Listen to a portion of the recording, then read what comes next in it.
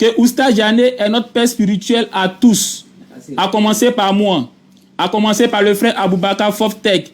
C'est grâce à lui que nous sommes devenus musulmans. Allah l'a utilisé pour nous appeler à sa religion qui est l'islam. Donc il devient notre père spirituel, notre père dans la foi. De la même manière que dans la communauté chrétienne, dans la communauté évangélique, quand quelqu'un t'évangélise et puis tu deviens chrétien, tu l'appelles comment? Ton père spirituel. Donc Oustaz Diané est mon père spirituel. Donc si mon père spirituel Oustaz Diané aimerait nous faire ce grand plaisir de lire les textes bibliques, vraiment ça va nous apporter du baume au cœur. C'est un honneur. Donc déjà le premier texte que nous allons lire, oui. Ce texte parle des prophéties qui parlaient de la venue de Jésus. Alors selon les prophéties qui parlaient de la venue de Jésus, est-ce que ces prophéties disaient que Jésus-Christ, quand il allait venir pour toute l'humanité, ou bien les prophéties qui annonçaient Jésus là disaient qu'il allait venir seulement pour Israël? Mon frère Diané, oui. S'il te plaît, tu peux nous lire Matthieu chapitre 2, le verset 1 à 6. Matthieu chapitre 2, verset 1er, nous sommes à la page. Jésus étant né à Bethléem en Judée, au temps du roi Hérode, voici des mages d'Orient arrivaient à Jérusalem et dit, où est le roi des Juifs qui vient de naître? Car nous avons vu son étoile en Orient et nous sommes venus pour l'adorer.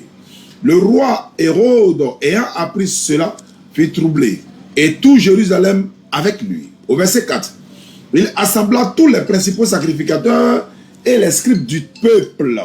Il s'informa auprès d'eux où devrait naître le Christ. Il lui dit, à Bethléem en Judée, car voici ce qui a été écrit par le prophète. Au verset 6, et toi Bethléem, voici ce qui a été écrit par le prophète. Au verset 6. Et toi, Bethléem,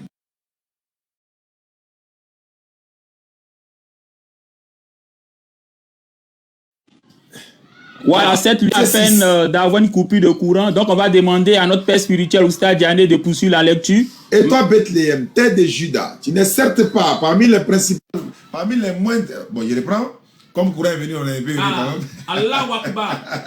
Allah, dans sa miséricorde, a permis que le courant soit rétabli. Et nous disons Allah Akbar, nous disons Mashallah. Alors nous allons encore demander à notre père spirituel Oustaz Diané de nous lire Matthieu chapitre 2, le verset 1 à 6. 1 à 6. Et Jésus étant né à Bethléem en Judée, au temps du roi Hérode, voici des mages d'Orient arrivaient à Jérusalem et dit, où est le roi des Juifs qui devrait naître? 6, voilà. C'est ta connexion? C'était sur le Wi-Fi? Il n'y a pas de problème, ça va venir. Il n'y a pas de problème, ça va venir. D'accord. Voilà. Et dit, où est le roi des Juifs qui vient de naître? Car nous avons vu son étoile et nous sommes venus pour l'adorer. Le roi Hérode ayant appris fut troublé et tout Jérusalem avec lui. Et il assembla tous les principaux sacrificateurs et les scribes du peuple. Et il s'informa auprès d'eux où devait naître le Christ. Il dit à Bethléem, en Judée, car voici ce qui a été écrit par le prophète. Et toi, Bethléem, terre de Juda, tu n'es certes pas la moindre entre les principales villes de Juda, car de toi sortira un chef qui pètera Israël, mon peuple. Merci beaucoup, mon père spirituel, le frère Diané, pour cette lecture. Alors, pour ceux qui n'ont pas pris en compte, qui n'ont pas suivi la lecture, il s'agissait du texte de Matthieu chapitre 2, le verset 1 à 6. Tout à l'heure, il y a une coupure de courant et juste après la coupure, la connexion a pris un coup. Donc, il fallait que la connexion se rétablisse. Alors, le texte de Matthieu chapitre 2, le verset 1 à 6. Ici, il est question des rois mages. Des rois mages, ce sont simplement des occultistes. Les rois mages, ce sont simplement, on va dire, des mystiques. On va dire des sorciers. Donc, ce n'est pas des gens qui adorent Allah. Et donc, ces rois mages qui sont des occultistes, qui sont des sorciers, qui sont des magiciens, à travers les pratiques occultes, ils ont discerné, ils ont constaté que le roi des Juifs venait de naître. Et donc, ils se sont rendus à Jérusalem, ils sont allés voir le roi Hérode pour lui annoncer cela, que nous, on a vu une étoile qui prouve que le roi des Juifs vient de naître. Et c'est comme ça que le roi Hérode va leur dire, c'est bon, vous m'entendez? C'est bon, si vous m'entendez, dites, on t'entend. Voilà, donc comme je le disais, il s'agit du texte de Matthieu chapitre 2, le verset 1 à 6. Dans ce texte, il s'agit des rois mages. Quand on parle de rois mages, ce sont des magiciens, ce sont des sorciers, ce sont des occultistes. Donc ces derniers, à travers les pratiques occultes, ils ont discerné que quelqu'un venait de naître. Et ce quelqu'un, c'est le roi des Juifs. Et donc c'est comme ça qu'ils sont allés voir le roi Hérode. Voilà, donc ils sont allés à Jérusalem pour dire, ah, nous on vient de voir, on vient de constater qu'il y a un roi qui est né. Et nous sommes venus pour l'adorer. Donc pour mes frères chrétiens, comme il est dit que ces rois mages, ces sorciers, on dit qu'ils sont venus adorer Jésus, donc ça fait de Jésus Dieu. Déjà, ce qu'il faut savoir, c'est que ces rois mages-là, ces sorciers, ces occultistes-là, ce n'est pas leur comportement qui va nous donner la règle à suivre. Je prends un exemple. Ce n'est pas parce qu'un féticheur adore un bois que nous allons dire que comme ce féticheur-là adore un bois, donc on doit adorer un bois. Ces rois mages ne sont pas des serviteurs de Dieu. Ce sont des féticheurs, ce sont des magiciens, ce sont des sorciers, ce sont des occultistes. Donc si des rois mages disent qu'eux vont adorer un roi qui vient de naître, c'est tout simplement parce que eux là, c'est des occultistes. Et ces occultistes-là, on le sait, ils adorent même boire, ils adorent même l'eau, ils adorent même des statues. Donc c'est pas étonnant si ces occultistes-là, ayant constaté que le roi des Juifs est né, disent qu'eux ils sont... Ayant constaté que le roi des Juifs est né, disent qu'eux ils sont rois des Juifs, donc ça veut dire de facto que nous aussi on doit adorer le roi des Juifs. Ce n'est pas parce qu'un féticheur adore un bois que nous aussi on va adorer le bois. Donc voyez-vous, du moment où ces rois mages qui sont des sorciers, qui sont des occultistes, disent qu'ils sont venus adorer le roi des Juifs, ce n'est pas la règle à suivre, ce n'est pas un modèle à suivre, ce n'est pas un exemple à suivre. Autrement dit, ce n'est pas parce qu'eux ils l'ont fait que ça veut dire que nous aussi on doit le faire. Autre chose que je voulais dire, le mot adorer là, c'est un mot qui est sémantique ou encore qui est polysémique. Je m'explique. Quand quelqu'un dit j'adore Dieu, ça n'a pas le même sens que quand cette même personne dit à sa femme chérie, je t'adore. Quand quelqu'un dit j'adore Dieu, ça n'a pas le même sens. Lorsque cette même personne dit à sa femme chérie, je t'adore. Quand il dit j'adore Dieu, il est en train de dire qu'il rend culte à Dieu. Mais quand il dit à sa femme chérie, je t'adore, il n'est pas en train de lui dire que chérie, je te rends un culte.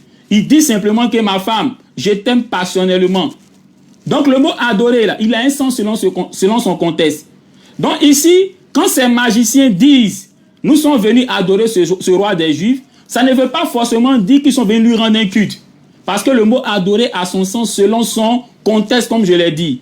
Quand tu dis à Dieu, Dieu, je t'adore, c'est pour dire que tu lui rends un culte. Mais quand tu dis à ta femme, chérie, je t'adore, c'est pour dire que tu l'aimes et non que tu lui rends un culte. C'est la raison pour laquelle, ce même texte de Matthieu chapitre 2, le verset 1 à 6, dans la Bible, second, ils ont mis adorer. Et quand vous allez prendre la Bible française courante ou encore la Bible Semeur, là-bas, ils n'ont pas mis adorer. Ils ont mis, nous sommes venus lui rendre hommage. Donc c'est pour dire quoi? Étant donné que le mot adorer a son sens selon son contexte, dans ce contexte-là, lorsque ces magiciens ont dit nous sommes venus adorer le roi des Juifs, le mot adorer ici, là, ça ne veut pas dire rendre un culte au roi des Juifs, mais ça veut simplement dire lui rendre hommage. C'est pour ça que dans la Bible Semeur et dans la Bible française courante, ainsi que dans la Bible tradition du monde nouveau et dans beaucoup d'autres Bibles, ils n'ont pas mis adorer, mais ils ont mis rendre hommage. Voilà pourquoi j'ai pris un exemple. Quand tu dis à Dieu, Dieu je t'adore, et que tu dis à ta femme, chérie je t'adore, c'est le même mot adore, mais ce n'a pas le même sens. Quand tu dis Dieu je t'adore, c'est pour dire que tu lui rends un culte. Quand tu dis chérie je t'adore, tu n'es pas en train de dire que chérie je te rends un culte. Tu es en train de lui dire que chérie, je t'aime beaucoup. De même, quand vous voyez le mot adorer dans un verset, il faut tenir compte du contexte. Est-ce que ce mot adorer là, il est attribué à Dieu? Si c'est attribué à Dieu, ça veut dire rendre un culte à Dieu. Si ce n'est pas attribué à Dieu, ça ne veut pas dire rendre un culte à ce dernier. Et c'est pour ça que Matthieu chapitre 2, le verset 1 à 6, dans lui second, ils ont mis adorer. Mais quand vous allez prendre la Bible Semeur, la Bible française courante, la Bible tradition du monde nouveau et beaucoup d'autres versions de la Bible, là-bas, ils n'ont pas mis adorer, ils ont mis rendre hommage. Donc ces magiciens, ces rois mages, ces sorciers quand ils sont allés voir Hérode pour lui dire qu'on a vu l'étoile du roi des Juifs qui est né, en disant nous sommes venus pour l'adorer, il voulait simplement dire nous sommes venus lui rendre hommage. Et c'est comme ça que Hérode va appeler les sacrificateurs, selon Matthieu chapitre 2, le verset 1 à 6. Il va demander aux sacrificateurs d'Israël, les sacrificateurs, selon les prophètes, selon la prophétie, le Messie, là, où est-ce qu'il devait naître? Et c'est comme ça que Matthieu chapitre 2, le verset 1 à 6, il est dit, les sacrificateurs vont répondre, selon le prophète, le Messie, le roi des Juifs, va naître à Bethléem. Et que son rôle serait de paître Israël. Je précise bien, Matthieu chapitre 2, le verset 1 à 6. Lorsque le roi Hérode a demandé aux sacrificateurs d'Israël, selon la prophétie, où est-ce que le roi des Juifs doit naître, ils ont répondu en Matthieu chapitre 2, le verset 1 à 6, que selon la prophétie, il est écrit que le Messie, le roi des Juifs, va naître à Bethléem et que son rôle serait de paître Israël. Ils n'ont pas dit son rôle serait de paître l'humanité, mais de paître Israël. Donc il est bien de le noter. Pour vous dire quoi? Même les prophéties qui annonçaient Jésus n'ont pas dit que Jésus-Christ est venu pour toute l'humanité, mais ils ont simplement dit que Jésus-Christ est venu seulement pour Israël. Vous voyez, un deuxième verset que nous allons lire, c'est le texte de Matthieu chapitre 1, le verset 18 à 21. Matthieu chapitre 1, le verset 18 à 21. On va demander à notre Père spirituel, Oustad Diané, de nous faire ce plaisir. Matthieu chapitre 1, le verset 18 à 21. Matthieu chapitre 1, verset 18. Voici de quelle manière arriva la naissance de Jésus-Christ. Marie, sa mère, ayant été fiancée à Joseph, se trouva enceinte par la vertu du Saint-Esprit, avant qu'ils eussent habité ensemble. Joseph, son époux, qui était un homme de bien, qui ne voulait pas la diffamer, se proposa de rompre secrètement avec elle. Comme il pensait, voici un ange du Seigneur lui apparut en songe et dit, Joseph, fils de David, ne crains pas de prendre avec toi Marie, ta femme, car l'enfant qu'elle a conçu vient du Saint-Esprit. Elle enfantera un fils et tu lui donneras le nom de Jésus. C'est lui qui sauvera son peuple des péchés. Merci beaucoup, mon Père spirituel Oustad Diané. Donc, Matthieu chapitre 1, le verset 18 à 21, l'ange Gabriel dit à Joseph, parce que Joseph, ayant constaté que sa femme Marie était enceinte, il voulait divorcer secrètement avec elle. Et c'est comme ça que l'ange va lui apparaître en vision, en rêve, pour lui dire, l'enfant là, hein, c'est le Saint-Esprit qui l'a conçu. Autrement dit, c'est la puissance de Dieu qui l'a conçu. Et cet enfant-là, tu lui donneras le nom de Jésus. Et c'est lui qui va sauver son peuple. Son peuple. Question. Jésus-Christ, il est de quel peuple? Est-ce que Jésus-Christ, il est baoulé? Est-ce qu'il est américain? Ou bien est-ce qu'il est israélite?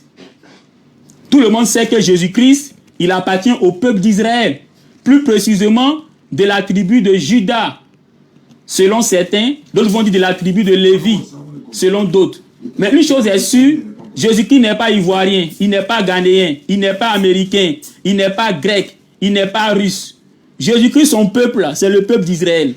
Or, Matthieu chapitre 1, le verset 18 à 21, l'ange dit à Joseph que Jésus-Christ, là, son rôle, serait de quoi? Serait de sauver son peuple. Or, tout le monde sait que Jésus-Christ, son peuple, c'est Israël. Donc, Jésus-Christ, en définitive, est venu sauver quel peuple? Le peuple d'Israël. Vous voyez?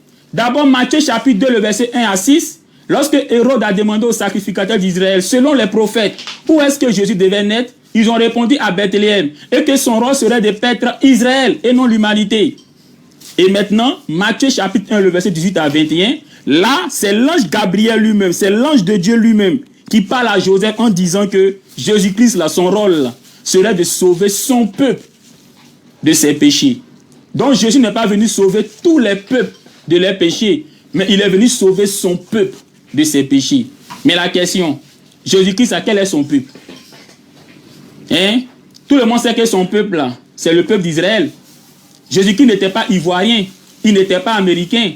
Il appartenait au peuple d'Israël parce que lui-même, il est israélite. Vous voyez, l'ange dit à Joseph, Matthieu chapitre 1, le verset 18 à 21, que c'est son peuple que Jésus est venu sauver. Donc Jésus-Christ, est venu sauver uniquement le peuple d'Israël.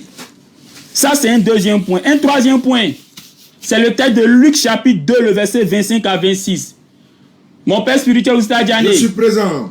Luc chapitre 2, le verset 25 à 26. Luc chapitre 2, 25. Et voici, il y avait à Jérusalem un homme appelé Siméon. Cet homme était juste et pieux. Il attendait la consolation d'Israël et l'Esprit Saint était sur lui. Il avait été divinement averti par le Saint-Esprit qu'il ne mourrait point avant d'avoir vu le Christ du Seigneur. Sois béni, mon père spirituel Oustadjane. Encore une fois, merci à Allah qui t'a utilisé pour m'attirer à la vérité qui est l'islam, la religion naturelle que Dieu, Allah, a donnée à sa créature. Vous avez bien compris, les frères musulmans ainsi que les frères chrétiens. Luc chapitre 2, le verset 25 à 26, il est question d'un certain Siméon. On dit qu'il attendait la consolation d'Israël. Et cette consolation, au verset 26, on dit c'est le Christ. Autrement dit, Jésus-Christ. Il n'est pas dit que Siméon attendait la consolation de toute l'humanité, mais il est dit qu'il attendait la consolation d'Israël.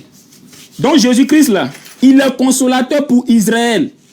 Il n'est pas consolateur pour toute l'humanité. Luc chapitre 2, le verset 25 à 26. Parce que Siméon attendait la consolation d'Israël et non la consolation de toute l'humanité. Et le verset 26 de Luc chapitre 2 dit que cette consolation-là était le Christ, autrement dit Jésus. Vous voyez. Donc là encore, ça montre que Jésus-Christ n'est pas venu pour tout le monde, il n'est pas venu consoler tout le monde, mais qu'il est venu consoler Israël. Raison pour laquelle il est appelé consolation d'Israël. Donc jusque-là, on est en train de voir que Jésus-Christ, d'abord la prophétie même qu'il annonçait, Matthieu chapitre 2, le verset 1 à 6, cette prophétie disait qu'il allait naître à Bethléem et que son rôle serait de paître Israël et non l'humanité. Deuxième point, Matthieu chapitre 1, le verset 18 à 21, l'ange dit à Joseph que Jésus-Christ est venu sauver son peuple. Or, nous savons que Jésus-Christ appartenait au peuple d'Israël. Jésus-Christ est israélite, il n'est pas ivoirien, il n'est pas américain. Matthieu 1, 18 à 21 dit que son rôle serait de sauver son peuple. Donc, vu qu'il est israélite et non américain et non ivoirien, donc ça veut dire qu'il est venu sauver le peuple d'Israël. Et maintenant, Luc chapitre 2, le verset 25 à 26, il a dit que Jésus-Christ est la consolation d'Israël. Donc, Jésus-Christ n'est pas consolateur pour toute l'humanité, mais il est consolateur pour Israël. Juste pour dire qu'il n'est pas venu pour tout le monde, mais qu'il est venu pour Israël. Un autre texte que nous allons lire, c'est le témoignage de Jean-Baptiste lui-même. Jean chapitre 1, le verset 29 à 31. Mon père spirituel Oustadjane. Présent. Jean chapitre 1, le verset 29 à 31. Jean 1, 29, je suis à la page. Le lendemain, il vit Jésus venant à lui et lui dit, voici l'agneau de Dieu qui ôte les péchés du monde. C'est celui dont j'ai dit, après moi vient un homme qui m'a précédé car il était avant moi. Je ne le connaissais pas, mais c'est enfin qu'il fut manifesté à Israël que je suis venu baptiser d'eau. Merci beaucoup, mon père spirituel Oustadjane. Donc, vous avez entendu Jean chapitre 1, le verset 29 à 31. Jean-Baptiste dit, Jésus-Christ, l'agneau de Dieu. Il appelle Jésus l'agneau de Dieu, il ne l'appelle pas Dieu. Parce que quand on dit agneau de Dieu, ça veut dire quoi? C'est un agneau qui appartient à Dieu. C'est comme si on disait la voiture de Oustadjane. Cette voiture n'est pas Oustadjane, mais c'est une voiture qui appartient à Oustadjane. Donc quand on dit l'agneau de Dieu, l'agneau là n'est pas Dieu, mais c'est un agneau qui appartient à qui? Qui appartient à Dieu. Donc étant donné que Jean-Baptiste appelle Jésus agneau de Dieu, ça montre que Jésus-Christ n'est pas Dieu, mais qu'il est un agneau qui appartient à Dieu. Mais ce n'est pas ça qui nous intéresse. Il dit en Jean chapitre 1, le verset 29 à 31, qu'il est venu, lui Jean-Baptiste, présenter cet agneau de Dieu-là à Israël. Jean-Baptiste dit que lui, son rôle, c'est qu'il est venu présenter l'agneau de Dieu à Israël. Il n'est pas venu présenter l'agneau de Dieu à toute l'humanité, mais il est venu présenter l'agneau de Dieu à Israël. C'est bien de noter ça. Jean-Baptiste dit en Jean chapitre 1, le verset 29 à 31, que lui, Jean, là, il est venu présenter Jésus, l'agneau de Dieu, là, à Israël et non à toute l'humanité. Donc, selon les propos de Jean-Baptiste, Jésus est venu pour qui? Pour Israël et non pour toute l'humanité.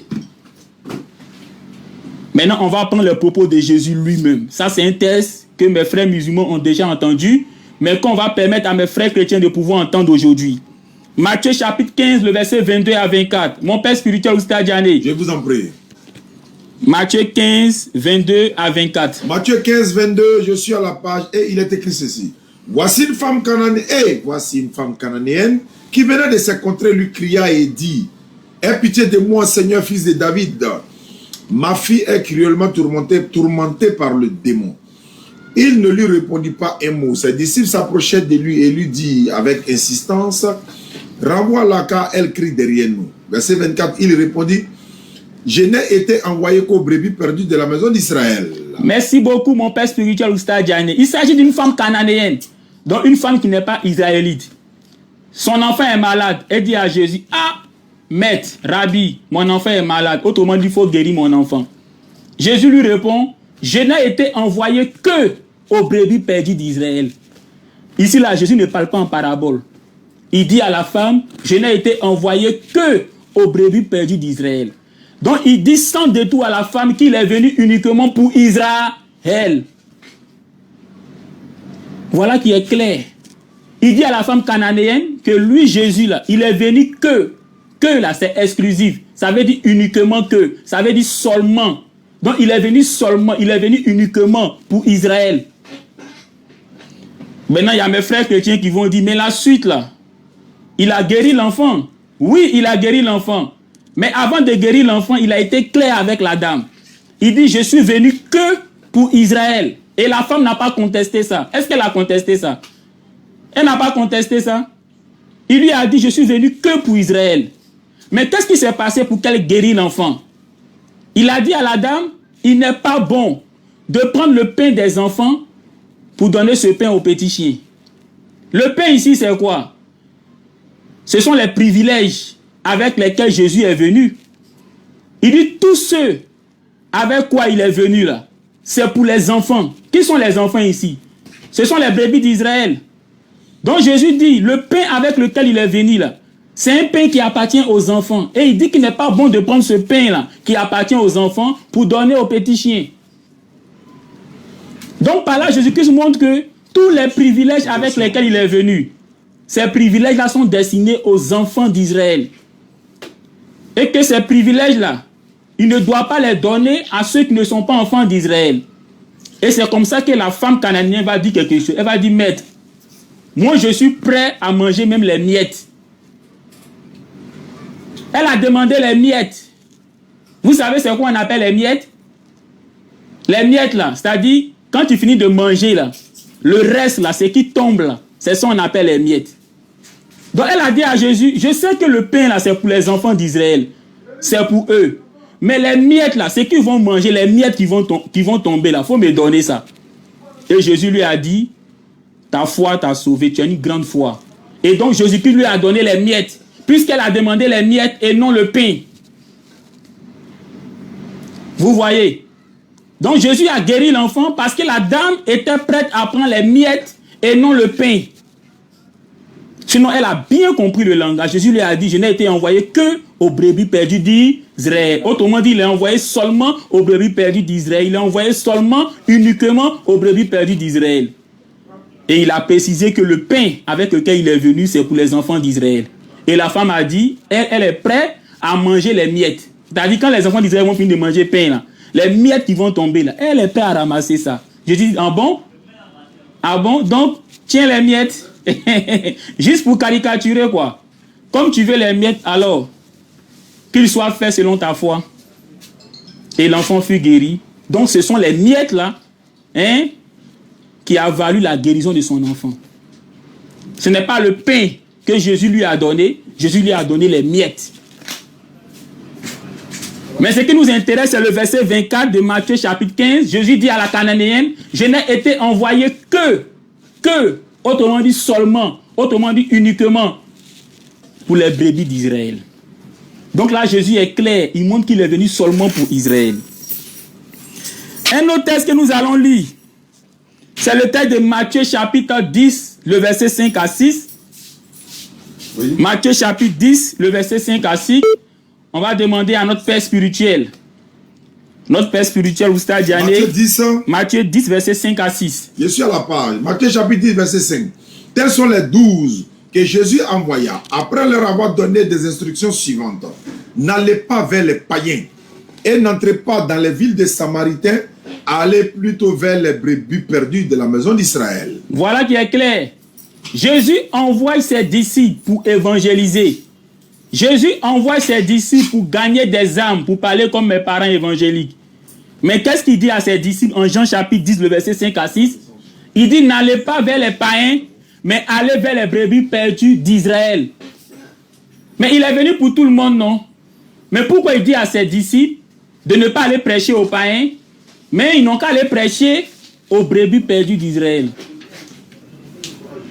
Donc vous voyez, mes frères chrétiens, vous qui allez prêcher aux gens qui ne sont pas israélites, aux Baoulés, aux Agnis, aux Ivoiriens, aux Ghanéens, vous n'obéissez pas à l'ordre de Jésus. Parce que Jésus-Christ lui-même, là, quand il a envoyé ses disciples prêcher, là, il leur a dit d'aller seulement vers les brebis perdues d'Israël. Donc c'est seulement aux Israélites qui devaient prêcher. Ils ne devaient pas prêcher aux païens. Vous voyez, c'est seulement aux Israélites qui devaient prêcher. Ils ne devaient pas prêcher aux païens. Donc ça montre que Jésus-Christ n'est pas venu pour tout le monde, mais qu'il est venu seulement pour les brebis perdues de la maison d'Israël. Comme on l'a vu, même les prophéties qui annonçaient Jésus, Matthieu 2, le verset 1 à 6, ces prophéties disaient que Jésus-Christ serait destiné à paître Israël. Il n'est pas dit qu'il serait destiné à paître l'humanité. Et quand Jésus-Christ est venu lui-même, Matthieu chapitre 15, au verset 24, il dit qu'il est venu seulement pour Israël. Et là, Jésus-Christ envoie ses disciples pour évangéliser. Matthieu chapitre 10, le verset 5 à 6, il dit, allez prêcher seulement aux brebis perdues d'Israël. En résumé, Jésus-Christ dit qu'il est venu seulement pour Israël. Donc mes frères chrétiens, Jésus-Christ n'est pas venu pour vous parce que vous n'êtes pas israélites. Jésus-Christ n'est pas venu pour vous parce que vous n'êtes pas israélites. Tous ceux qui ne sont pas israélites, tous ceux qui ne font pas partie d'Israël, Jésus-Christ n'est pas venu pour vous. Donc quand vous dites que vous êtes chrétien là, en réalité c'est comme vous ressemblez à quelqu'un qui dit je suis américain alors qu'il n'a pas de nationalité américaine. C'est grave ça. C'est grave. Très grave. C'est comme quelqu'un qui dit non, moi je suis américain et puis n'a pas de nationalité américaine. C'est un peu votre situation. C'est-à-dire des brebis sans berger. Donald Trump te guette. Jésus dit qu'il est venu pour Israël. Toi tu dis que tu es chrétien. On demande quelle est ta tribu en Israël. Non, je ne suis pas israélite. Donc tu es chrétien comment? Tu es chrétien comment? Hein mon frère? Tu es chrétien comment? Jésus que tu prétends suivre là, il dit qu'il est venu pour Israël. Donc toi là tu es chrétien comment? On a quelqu'un en ligne. Gars, ne clique pas. Hein. Donc comme on a quelqu'un en ligne, ouais, on va échanger avec ce dernier. Oui. Allô, allô, bonsoir monsieur. Oui. On vous entend faiblement. Hein. Voilà. C'est pas si vous avez mis écouteur ou bien, je ne sais pas. Non, non, je n'ai pas mis d'écouteur, je suis là. Vous m'entendez? Oui, on vous entend. Ça va vous convertir. Voilà. C'est pour vous convertir ou bien c'est par rapport au thème? Il dit il n'est Bon, ni moi... chrétien ni musulman. Maintenant, pourquoi nous on prêche uniquement la Bible? Voilà. Ah d'accord. Pourquoi nous prêchons avec la Bible? Quand il s'agit de prêcher aux chrétiens, quand il s'agit de prêcher à tous ceux qui ont pour livre de foi la Bible, nous prenons la Bible pour leur prêcher. Pourquoi? Parce que si on les prêche avec le Coran, étant donné qu'ils ne croient pas au Coran, tout ce que tu vas leur dire sur le Coran là, ils ne vont pas écouter. Parce qu'ils vont dire le Coran là, nous on ne croit pas en ça. Il y a caillou dans leur oreille. Donc comme ils croient en la Bible, la seule façon de les emmener à comprendre la vérité, c'est d'utiliser la Bible pour leur parler. Pour qu'ils comprennent que même la Bible montre que la religion de Dieu là, c'est l'islam. Et que tout ce qu'on fait en l'islam là, tout ce que l'islam pratique là, c'est dans la Bible. Et c'est exactement comme ça que selon la Bible, on doit adorer Dieu. J'ai répondu à votre question? Oui, c'est quand même un peu convaincant. C'est quand Merci. même un peu convaincant, mais... Ensuite, ma deuxième question. Oui, oui, allez-y, bien-aimé. Pourquoi forcément donner des récits en arabe pendant que nous sommes africains, on a d'autres langues? Merci beaucoup. Pourquoi nous prions en arabe? C'est simple. Allah a dit dans une sourate que quand vous devez faire la prière, récitez le Coran. C'est une sourate du Coran. Donc, étant donné que nous devons réciter le Coran, pour ne pas que notre récitation soit biaisée, le mot biaisé, ça veut dire soit mal prononcé, nous devons la réciter dans sa langue liturgique. La langue liturgique, c'est quoi? C'est la langue de révélation. Heureusement que vous êtes un intellectuel, vous allez comprendre. Vous savez que toute traduction est trahison de l'original. Lorsque on traduit un texte dans une autre langue, là, forcément, on va trahir l'original. Parce qu'il y a des mots qui existent dans la langue originale qui n'existeront pas forcément dans la langue traduite. Et c'est pour éviter ça que nous, comme Allah nous a demandé de réciter le Coran pendant la prière, pour ne pas utiliser la traduction qui est trahison de l'original, on préfère apprendre l'arabe pour pouvoir réciter le Coran dans sa langue liturgique. Un autre exemple, lorsque tu es musulman, tu appartiens au peuple de Dieu. C'est comme un Ivoirien, il appartient au peuple de Côte d'Ivoire. Et quand tu appartiens à un peuple, vous avez une langue officielle. Une fois que tu appartiens au peuple, tu dois parler la langue officielle. Même si tu as ton ethnie, mais tu dois parler la langue officielle. Je prends un exemple. Lorsque la Côte d'Ivoire joue à un match et qu'on doit chanter l'hymne national, comme tous les joueurs sont ivoiriens, ils sont obligés de chanter l'hymne national en français. Pourquoi? Parce qu'ils sont ivoiriens et ils appartiennent au peuple de Côte d'Ivoire. Et c'est la même chose. Étant donné que nous sommes musulmans, on constitue le peuple de Dieu, et que la langue dans laquelle la dernière révélation a été donnée, étant donné qu'elle est en arabe, et que le Dieu qui a fait descendre cette révélation nous demande de réciter le Coran pendant la prière, alors nous prenons le soin d'apprendre la langue liturgique, la langue de révélation, afin de pouvoir réciter correctement le Coran tel qu'il a été révélé. Ok. Alors, révélé. Mon avant-dernière question. Oui, vas-y, bien-aimé. Selon mes recherches personnelles, ce Dieu donc, qui est supposé être unique d'ailleurs, a commencé avec des prophètes araméens, avec des prophètes hébraïques, avec des prophètes juifs. Mais pourquoi subitement il devient arabe? Sois béni, mon frère. Ce qui est intéressant, que ce soit les descendants d'Isaac, que ce soit les descendants d'Ismaël, c'est deux... Vous ne trouvez pas le verset dans la Bible encore? Oui, un instant, mon frère va faire la lecture. Deutéronome 18, le verset 18. S'il vous plaît, pouvez-vous faire moins de bruit, s'il vous plaît, les parents? Assalamu alaikum. Deutéronome 18, verset 18. Je les susciterai du milieu de leurs frères un prophète comme toi. Je mettrai mes paroles dans sa bouche et il leur dira tout ce que je lui commanderai.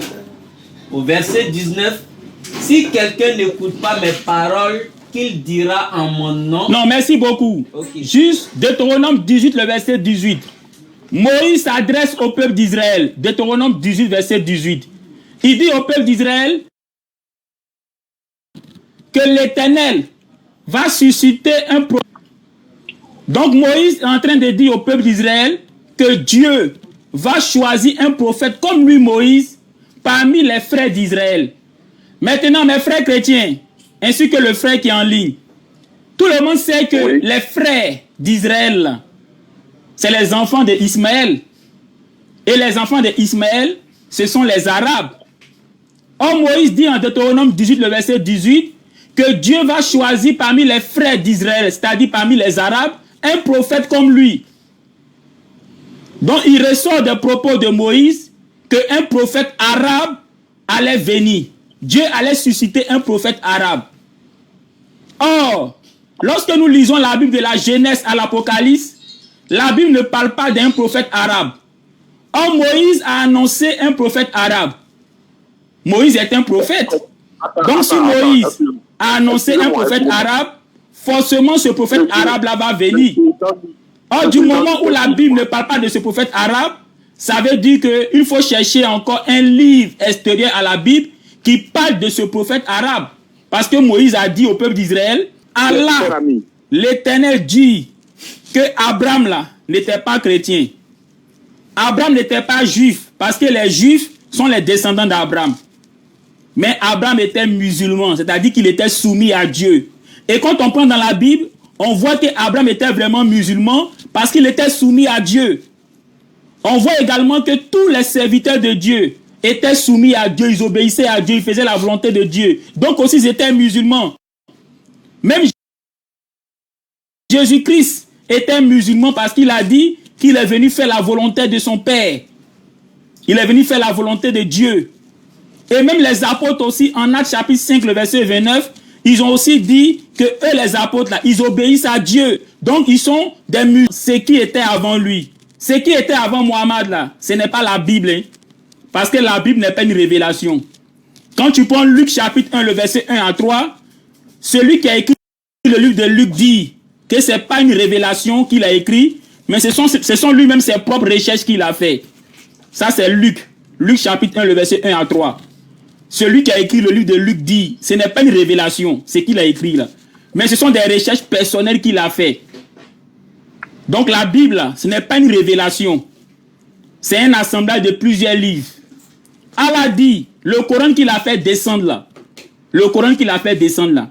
Ça confirme, s'il te plaît, c'est mon temps de parole. Quand c'est le temps de parole de l'autre, on le laisse parler. Sinon, si vous devez m'interrompre pendant que je parle, je serai obligé de vous faire descendre.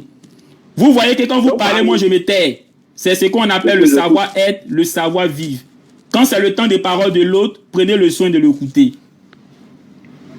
Donc je disais, la sourate que vous avez citée là, Allah dit qu'il a fait descendre sur Mohammed le Coran, confirmant ce qui est descendu avant lui. Ce qui est descendu avant le Coran là, il y a la Torah, il y a l'évangile, il y a les psaumes, il y a les prophètes. Ce n'est pas la Bible que tu connais là. S'il s'agit de la Torah, de l'évangile, des psaumes, des prophètes, ce sont ces choses-là que Allah a fait descendre. Et donc le Coran confirme ce qui est descendu dans ces choses-là. Et le prophète devait avertir la Mecque des cités et toutes les villes qui sont aux alentours. Maintenant, on va aller une autre sourate. Mon frère, la sourate, tu peux faire la lecture? Sourate 25. La sourate 25. Verset 1. Le verset 1. Mon frère Aboubakar, Foftek. Qu'on exalte la bénédiction de celui qui a fait descendre le livre des discernements sur son serviteur afin qu'il soit un avertisseur à l'univers. Mon frère, la sourate est claire. Allah dit qu'il a fait descendre le livre, le discernement, le Coran sur le prophète Mohammed pour que Mohammed puisse avertir l'univers. Donc cette sourate-là vient en complément de la sourate que tu as citée là, où Allah a dit qu'il devait avertir la Mecque et les cités environnantes. Cette sourate qu'on vient de lire là vient ajouter l'information comme quoi, en plus de la Mecque et des cités environnantes, il devait avertir aussi l'univers. Tu comprends? Et ça, c'est Allah encore qui parle aux prophètes. Par contre, Jésus-Christ, que ce soit les prophéties qu'il annonçait, que ce soit lui-même ses propres dits, il n'a jamais dit qu'il est venu pour toute l'humanité. En Matthieu chapitre 2, le verset 1 à 6, quand Hérode a demandé aux sacrificateurs, selon les prophéties, où est-ce que le Messie devait naître, ils ont répondu à Bethléem, et que son rôle serait de paître Israël et non l'humanité. Matthieu chapitre 15, le verset 24, Jésus dit, je n'ai été envoyé que aux brebis perdues d'Israël. Quand il dit je n'ai été envoyé que là, c'est exclusif. c'est pour dire qu'il est venu seulement, uniquement pour Israël. Maintenant, en ce qui concerne la Cananéenne, pourquoi il a guéri son enfant? Il a été clair avec elle. Il dit, je suis venu seulement pour Israël. La Cananéenne n'a pas contesté ça. Elle n'a pas infimé ça. Et Jésus lui a dit, le pain avec lequel il est venu là, c'est destiné aux enfants. Donc ces enfants-là, ce sont les enfants d'Israël pour qui il est venu. Et c'est là que la Cananéenne va dire quelque chose qui va toucher Jésus. Elle va dire à Jésus, les miettes, moi je suis prêt à les prendre. Autrement dit, quand les enfants finissent de manger le pain, là, ce qui va tomber par terre, c'est ça qu'elle veut. Alors Jésus lui dit, qu'il soit fait selon ta foi. Autrement dit, comme tu veux les miettes, je te donne les miettes. Donc ce n'est pas le pain que Jésus lui a donné, Jésus lui a donné les miettes. Peut-être que tu me diras, Jésus a prêché à une Samaritaine. Il a déjà fait. Ah, il a déjà fait. On me dit qu'il a déjà fait. C'est une nouvelle expression, hein, pour dire qu'il a fui.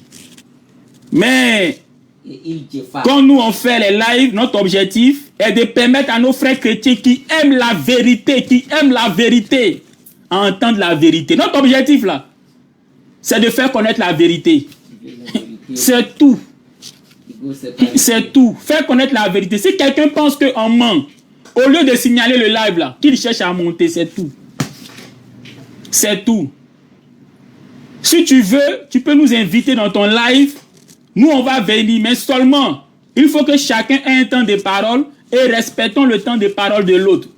Pendant que c'est le temps de parole de l'autre là, toi, il faut te taire. Peu importe ce que l'autre va dire, il ment, oh, il dit la vérité, oh, faut te taire. Quand ça sera ton tour de parole, là, tu vas aussi parler. N'ayez pas cette malice-là. Quand c'est votre tour de parole, l'autre se tait. Mais quand c'est le tour de parole de l'autre, pendant qu'il parle, vous parlez aussi. Là, c'est pas bon. Ça, là, seulement, c'est pas bon. Ça veut dire que tu caches quelque chose. Quand l'autre parle, l'autre est en train de dire des choses qui te discréditent. Donc, tu parles en même temps pour empêcher ceux qui écoutent de pouvoir comprendre ce qu'il dit. Ça, là, c'est pas bon. Ça, là, seulement, c'est pas bon. Vous voyez, mes frères chrétiens, je vais vous dire quelque chose qui va vous délivrer tout de suite. Délivrance, vas-y. Demain, c'est dimanche. On va vous parler de la dîme. Ne volez pas la dîme. La dîme appartient à Dieu. Et la dîme, il faut la donner au pasteur. Et aujourd'hui, tous les chrétiens donnent les dîmes au pasteur.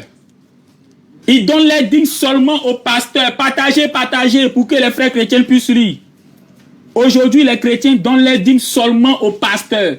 Parce que les pasteurs les enseignent que la dîme là, on doit la donner au pasteur. Il est besogneux. Maintenant, on va lire un texte de la Bible. Vous allez comprendre si la dîme là, c'est seulement pour le pasteur. Ça, c'est pour délivrer mes frères chrétiens. Deutéronome chapitre 26, le verset 12. Mon frère Aboubakar Foftek. Deutéronome 26, le verset 12. Notez bien ce texte. Deutéronome 26, le verset 12. Je suis à la page. Ça, c'est pour vous libérer sur la dîme, pour que vous soyez libérés. Et là, vous allez commencer à être bénis maintenant. Quand vous allez appliquer la loi de Dieu, vous serez maintenant bénis. Parce que beaucoup donnent les dîmes au pasteur. Ils disent, mais pasteur, je donne, je ne vois rien. Et c'est toujours des frères de l'église, les mêmes frères là, qui donnent toujours témoignage là. C'est toujours eux qui ont témoignage. Alors que d'autres donnent les dîmes. On dit non, c'est pas comme ça on donne. C'est plutôt comme si on donne. Il fait, mais il n'y a jamais de témoignage pour lui. Mais c'est toujours les mêmes personnes dans l'église là. C'est toujours les mêmes qui donnent témoignage chaque dimanche. Est-ce que c'est pas Mamaï même? Marmaillage. Parce que eux et puis vous là, c'est pas même dîme là vous donnez. C'est pas même enseignement sur la dîme là vous recevez. Mais pourquoi c'est eux qui ont toujours témoignage et puis vous obéissez à tous les enseignements sur dîme et puis à rien? Vous allez comprendre aujourd'hui la dîme là. Est-ce que c'est pour le pasteur seulement ou bien c'est pour d'autres personnes? Deutéronome 26, verset 12. Deutéronome 26, 12. Lorsque tu auras achevé d'élever toute la dîme de tes produits, quand je regarde autour de moi, je fais le constat que tout n'est que vanité. Excusez-moi. Veuillez patienter. Le frère va faire la lecture.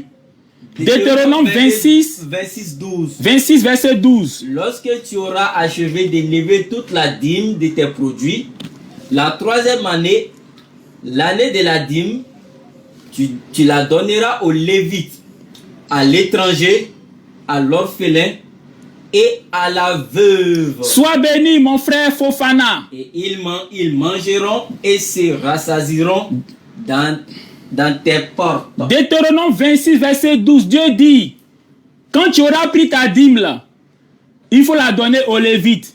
Donc le Lévite, c'est le pasteur. Dieu dit, il faut aussi la donner à l'orphelin. Dieu dit encore, il faut la donner à la veuve.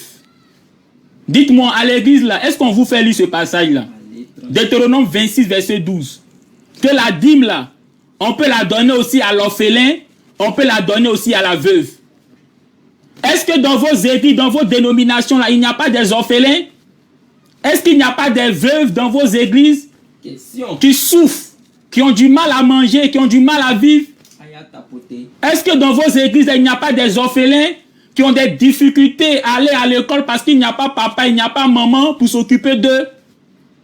Deutéronome 26, 12 dit, quand tu auras pris ta dîme là, tu peux la donner au pasteur, ou encore tu peux la donner à l'orphelin, ou encore tu peux la donner à la veuve. Mais on ne vous fait pas lire ça. Vous donnez la dîme au pasteur, alors que dans l'église, il y a des orphelins qui souffrent. Alors que dans l'église, il y a des veuves qui souffrent. Vous voyez ces veuves-là, vous voyez ces orphelins-là, vous les dépassez, vous partez donner seulement au pasteur. Alors que Deutéronome 26, 12 dit, quand tu auras pris ta dîme là, tu la donnes au Lévite, ou encore à l'orphelin, ou encore à la veuve. Donc vous avez compris maintenant pourquoi vous n'êtes pas béni, non? Vous comprenez maintenant, non? Pourquoi vous donnez, mais à fouille. Vous comprenez, non? Parce que dans l'église, il y a des mamans qui sont veuves. Il y a des orphelins qui sont là, qui souffrent. Vous les dépassez et vous partez donner la dîme au pasteur. Alors que la dîme là, Dieu dit, tu peux donner ça à la maman veuve là. Tu peux donner ça aux enfants orphelins qui sont dans l'église là. Même à l'étranger. Maintenant, imagine une veuve qui est dans l'église où tu pries. Tu lui donnes la dîme comme Dieu le demande. Comment elle sera? Elle sera contente. Elle sera contente. Et quand elle sera contente là, Dieu va te donner ça sous forme de bénédiction. Bonjour, mon nom c'est Richnat. Quand je regarde autour de moi, Tu as donné la dîme à une veuve. Elle est contente. Sa joie là, la joie que tu as mis dans sa vie, dans son cœur là, Dieu va te redonner ça sous forme de bénédiction. Tu verras que les portes vont s'ouvrir, les opportunités vont s'ouvrir.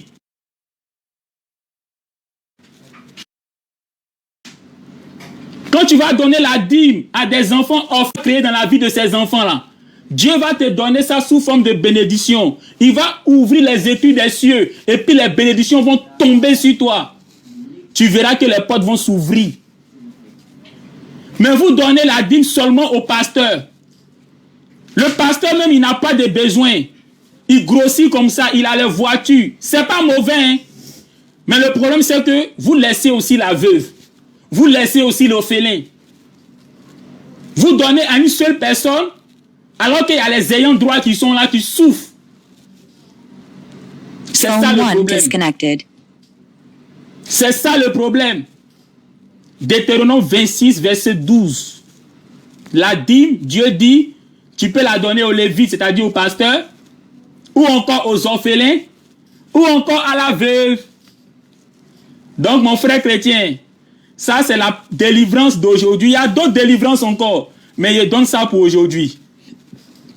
Pour que, quand tu vas expérimenter ça là, tu vas commencer à avoir beaucoup de témoignages.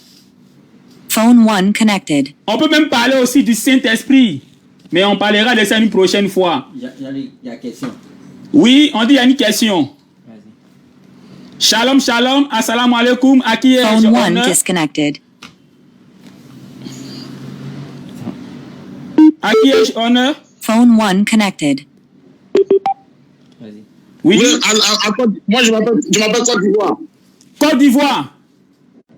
Ouais, lui-même. Côte d'Ivoire complet. Ah, Côte d'Ivoire complet. Donc c'est toute la Côte d'Ivoire qui est représentée aujourd'hui. Allahu Akbar. Non, quel Allah Akbar? Faut pas dire Allah Akbar, mon frère. Mon frère, D'accord, tu vas-y, vas mon demander un frère. service. Vas-y. Je vais demander un service. Tu peux enlever ta casquette, s'il te plaît? Pourquoi? Je vois ton front. Pourquoi? Comme tu es devenu musulman, là. Enlève ta casquette, je vois ton front, s'il te plaît. Juste ton front. Non, enlève bien, je ne vois pas. Enlève bien, je ne vois pas bien ton front, là. Côte d'Ivoire, on va te raccrocher. Nous on n'est pas là pour plaisanter, en fait. On va te raccrocher, s'il vous plaît. On n'est pas là pour plaisanter, s'il vous plaît. Il ne faut pas me raccrocher. C'est un faux pasteur. Il ne faut pas me raccrocher. Pourquoi vous avez maudit comme ça? Écoutez-moi. D'accord, au revoir. Bye bye, petit papillon. Vous voyez de tels comportements, et ça, c'est un chrétien. Ça, c'est un chrétien. Tu montes sur un live, tu traites quelqu'un de faux. Alors que dans votre Bible, on vous le dit à l'église, de ne pas juger afin de ne pas être jugé. C'est ce qu'on enseigne dans toutes les églises. Matthieu chapitre 7, le verset 1 à 3. Que avant d'enlever la paille qui est dans l'œil de l'autre, il faut enlever la poudre qui est dans ton œil. Tu montes sur un live et puis tu dis tu es un faux pasteur, tu es un faux pasteur. C'est pas bien. C'est pas bien. Lorsque on se dit chrétien, c'est le comportement. C'est le comportement. Vous dites que vous avez reçu le Saint-Esprit. Mais Saint-Esprit là, comment on peut savoir que tu as ça? C'est le fruit que tu vas manifester. Galate dit quoi? Le fruit de l'esprit, l'amour, la paix, la maîtrise de soi, la bonté. Vous dites à chaque fois, c'est vous qui avez le Saint-Esprit. Les musulmans n'ont pas le Saint-Esprit. Et puis, il y a les comportements que vous produisez. Alors que dans le fruit de l'esprit, il y a la maîtrise de soi. Il y a l'amour. Vraiment, arrêtez ça. Jean-Luc. Arrêtez ça. Jean-Luc, s'il te plaît. Ayez un comportement digne. Oui. Il y a en fait... Il y a des personnes qui souhaiteraient monter sur le live d'Ossa Diané et tout. Maintenant, il y a un numéro en fait en haut de Jean-Luc là. Veuillez juste appeler sur le WhatsApp et vous allez échanger avec Jean-Luc. Voilà, personne ne va monter directement sur le live et tout. Donc le numéro a été mis pour cela en fait. Vous pouvez enregistrer le numéro et puis appeler sur WhatsApp si vous n'avez pas de crédit d'appel direct. Jean-Luc, tu peux continuer s'il te plaît. Voilà. Donc, on revient sur le sujet. Tout à l'heure, le frère qui est monté, il a parlé de la Samaritaine. J'ai cru entendre, hein, si je ne me trompe pas, vous pouvez me communiquer ça. Il a parlé de la Samaritaine. Il dit, mais Jésus n'est pas venu pour tout le monde. Or, Jésus-Christ a parlé à une Samaritaine. Et c'est vrai. Jésus-Christ a parlé à une Samaritaine, hein. Alors, s'il n'est pas venu pour tout le monde, pourquoi il a parlé à la Samaritaine? Ça, c'est une très bonne question. C'est des réactions comme ça qu'on veut. Et non des comportements qui donnent l'impression que... Vous voyez, non? C'est vrai, souvent, il faut avoir un bon comportement, c'est important. Ayons un bon comportement, c'est important. Il a fait d'abord son one-man show. Ce sont les disciples qui ont dit, comme elle insiste là, il faut la renvoyer. Et comme les disciples ont insisté, c'est là... Il a répondu à la Samaritaine. Sinon, le verset dit, il ne lui répondit pas un mot. Vous avez entendu? Ça, c'est mon frère musulman Fofana Tech qui vient d'ajouter un complément d'information pertinent pour dire que quand la femme cananéenne a demandé à Jésus de guérir son enfant, Jésus-Christ ne voulait même pas lui répondre. Il ne voulait même pas lui répondre. Maintenant, on revient sur la femme samaritaine à qui Jésus-Christ prêcha. On va lire Jean chapitre 4, le verset 9 à 12. Jean chapitre 4, le verset 9 à 12. Jean chapitre 4, le verset 9 à 12. Alors, partagez, surtout à vos frères chrétiens, surtout les frères chrétiens. Si vous connaissez un frère chrétien qui est pasteur, qui est évangélique, qui est responsable, hein, envoyez-lui le lien, dites-lui de s'abonner. Là, comme ça, s'ils regardent le live, s'ils ont des préoccupations, s'ils veulent le changer, calmement, on monte, chacun entend des paroles et puis on échange. Donc, Jean chapitre 4, le verset 9 à 12. La Samaritaine à qui Jésus-Christ prêcha là, c'est qui? Bonjour, mon nom c'est Reginald. Allô? je regarde autour de moi, Oui. je fais le constat que tout n'est que vanité. Dans la vie, se battre pour les choses n'en vaut pas la peine. Tes plus beaux vêtements peuvent être Oui, des shalom, torchons shalom. pour quelqu'un d'autre. Ou assalamu La alaikum. balance de ton compte en banque peut représenter Ah oui, le don mon d'une frère, s'il te personne. plaît, tu peux rappeler parce que nous sommes en live. Vous Hein. êtes musulman?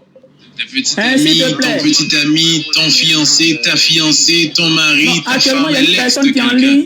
On finit et puis on te reprend. Ça passe, ça serait mieux. Ah, merci beaucoup, hein, merci beaucoup. Message vocal sur ce WhatsApp là, on va te répondre. En fait, on veut que ce soit les chrétiens en fait, qui posent des questions. Je fais le constat que tout n'est que vanité. Un instant, il y a une personne qui est en ligne. Se battre pour les choses n'en vaut pas la peine. Tes plus beaux vêtements peuvent être des torchons pour quelqu'un d'autre. La balance de ton compte en banque peut représenter le don d'une personne lors d'une soirée caritative. Ta petite amie, ton petit D'accord, ami, donc, ton fiancé, ta fiancée. Oui, allô? Bonsoir. Comment allez-vous? Oui, je veux bien, merci à vous. Ouais, ça va. En quoi puis-je vous... Oui, exactement. Veuillez patienter, s'il vous plaît. Partagez à vos frères chrétiens. Vous passer Partagez à vos frères chrétiens. Il va l'expliquer et puis on va passer à... Jean-Luc, il y a une qui souhaiterait vous poser des questions. Oui, Est-ce oui. qu'on va d'abord lire le verset? On finit avec le verset et puis on l'apprend rapidement. D'accord. On va te mettre en entente, mais ne quitte pas en fait. Juste après la lecture et l'explication, en fait, on va te répondre. Donc, on devait lire le verset de Jean chapitre 4, le verset 9 à 12. La Samaritaine à qui Jésus a prêché là, c'est qui? Est-ce que ça veut dire que Jésus-Christ est venu pour tout le monde? Jean chapitre 4, le verset 9 à 12. Mon frère Fofana, Jean chapitre 4, le verset 9 à 12. Jean 4, le verset 9 à 12. La femme samaritaine lui dit: comment toi, qui es juif, me demandes-tu à boire, à moi qui suis une femme samaritaine? Donc la femme samaritaine dit à Jésus: mais comment se fait-il que toi, Jésus, tu es un juif, et puis tu me demandes à boire, moi qui suis une femme samaritaine? Donc elle est étonnée de voir un juif qui échange avec une samaritaine. Vas-y mon frère. Les juifs, en effet, n'ont pas de relation avec les samaritains. Et donc là, il a dit que elle a parlé comme ça parce que les juifs et puis les samaritains là, ne causaient pas. Il n'y avait pas de causerie entre eux. Donc c'est pour ça qu'elle était surprise de voir Jésus-Christ, un juif, causer avec elle qui est samaritaine. Vas-y mon frère. Jésus lui répondit: si tu connaissais le don de Dieu et qui est celui qui te dit donne-moi à boire, tu lui aurais toi-même demandé à boire. Merci beaucoup. Alors Jésus-Christ dit à la dame: si tu savais qui est celui qui est en face de toi là, qui est le don de Dieu qui est en face de toi là, c'est toi-même qui m'aurais demandé à boire. Remarquez que ici, Jésus-Christ ne dit pas qu'il est Dieu, mais il se présente comme étant le don de Dieu. Quand on dit le don de Dieu là, ça veut dire un cadeau de Dieu. Ça veut dire quelqu'un que Dieu a donné. C'est comme par exemple, toi tu donnes un sac de riz à quelqu'un. Le sac de riz là, c'est un don. C'est toi qui es le donateur, mais le sac de riz est un don. Donc Jésus-Christ ici se présente comme étant le don de Dieu. Ça veut dire quoi? C'est Dieu qui est le donateur et Jésus-Christ est le don. Donc Jésus-Christ lui-même se présente ici comme quelqu'un que Dieu a envoyé et non comme étant Dieu. Vous voyez, vas-y mon frère. Et il t'aurait donné de l'eau vive. Seigneur, lui dit la femme, tu n'as rien pour puiser, et le puits est profond. D'où aurais-tu donc cette eau vive? Es-tu plus grand que notre père Jacob, qui nous a donné ce puits? Merci beaucoup. Donc la femme répond à Jésus: toi tu dis que tu es le don de Dieu. Toi tu dis que tu es un cadeau de Dieu. Ce puits là, où je suis venu puiser de l'eau là, tu ne sais pas que c'est notre ancêtre Jacob qui a fait ce puits et que lui-même il a bu de ce puits? Donc ici la femme samaritaine se présente comme étant une descendante de qui? De Jacob. Or les descendants de Jacob là, comment on les appelle? C'est pas le peuple d'Israël. Exactement. Donc cette samaritaine là, elle dit que Jacob est son ancêtre, Jacob est son père. Donc c'est une Israélite. Maintenant, juste pour la petite histoire, ça, les pasteurs le savent. Quand on parle de la Samarie, là, en fait, c'est les 10 tribus d'Israël. Après la mort de Salomon, Israël fut divisé en deux. Il y a eu Israël du sud et puis l'Israël du nord. Ceux du nord, là, les Juifs les ont appelés les Samaritains. Pourquoi les Samaritains? Parce que ces derniers-là s'étaient détournés de Dieu pour adorer les faux dieux tels que les Baals et autres. Donc les Juifs, ceux qui sont au sud, là, la tribu de Juda, là, les ont appelés les Samaritains. Vous voyez, pour faire référence aux Samaritains qui a poussé le peuple d'Israël pendant que Moïse était sur la montagne, là. Ouais. Voilà, il y a un Samaritain qui les a poussés à faire un veau d'or. Le mot Samaritain, ça veut dire gardien, ça veut dire veilleur, ça veut dire celui qui surveille. Lorsqu'ils sont sortis d'Égypte, le peuple d'Israël était organisé. Il y avait des gens qui devaient veiller sur le camp pendant leur pèlerinage, pendant leur exode. Donc c'est un veilleur parmi ces gens qui veillaient sur le camp là. C'est lui qui les a poussés à la faute. Et l'information est dans le Coran. On l'appelle le Samaritain pour dire c'est un soldat qui les a poussés à la faute. C'est un veilleur qui les a poussés à la faute. Donc en raison du comportement de ce Samaritain là, comme les 10 tribus se sont détournées de Dieu, alors la tribu du sud, la tribu de Juda, les a surnommés les Samaritains. Voilà, c'est comme quelqu'un, hein, à cause de son mauvais comportement là. Quand par la suite d'autres personnes ont un mauvais comportement, on prend le nom de celui qui avait le mauvais comportement là pour coller sur ces gens-là. Tu vois un peu, non? Voilà, donc on va prendre maintenant la fille là, la soeur là, la femme là. Vas-y. D'accord. J'aimerais d'abord poser une question. Est-ce normal que un homme de 52 ans épouse une fille de 6 ans? Est-ce aussi vrai que la dizaine de 6 est égale à 16? C'est écrit ou dans la Bible ou dans le Coran? Ça, c'est ma première question. On va répondre à la première question d'abord. En réalité, ce n'est pas le thème. Aujourd'hui, on n'est pas là pour parler du mariage de Aïcha. On est là pour parler de Jésus-Christ. Est-il venu pour l'humanité ou est-il venu seulement pour Israël? Mais de façon exceptionnelle, on va répondre à ta question. Mais pour ceux qui vont venir après, là, si vous posez des questions hors sujet, on ne va pas répondre. Sa question, est-ce que c'est normal qu'un homme âgé épouse une fille de 6 ans? La question que je te pose, vous êtes chrétienne, madame? Elle est chrétienne. Elle est chrétienne, oui, d'accord. Est-ce que vous savez que selon la Bible, il n'y a pas d'âge pour se marier? Mon frère, il faut prendre dans Louis II. Louis II, 1 Corinthiens chapitre 7, le verset 36. Tu vas voir l'âge que la Bible donne pour se marier. L'âge que la Bible donne à une fille pour se marier. 1 Corinthiens 7, le verset 36. 1 Corinthiens 7, le verset 36.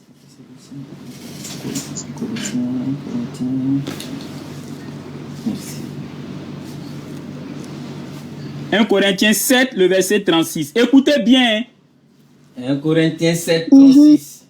Si quelqu'un regarde comme déshonorant pour sa fille de dépasser l'âge nubile et comme nécessaire de la marier, qu'il fasse ce qu'il veut. Il ne pêche point. Sois béni, mon frère musulman. La Bible dit, si quelqu'un, c'est-à-dire un croyant, voit que c'est déshonorant pour sa fille d'attendre l'âge nubile pour se marier, l'âge nubile là, c'est l'âge de la puberté.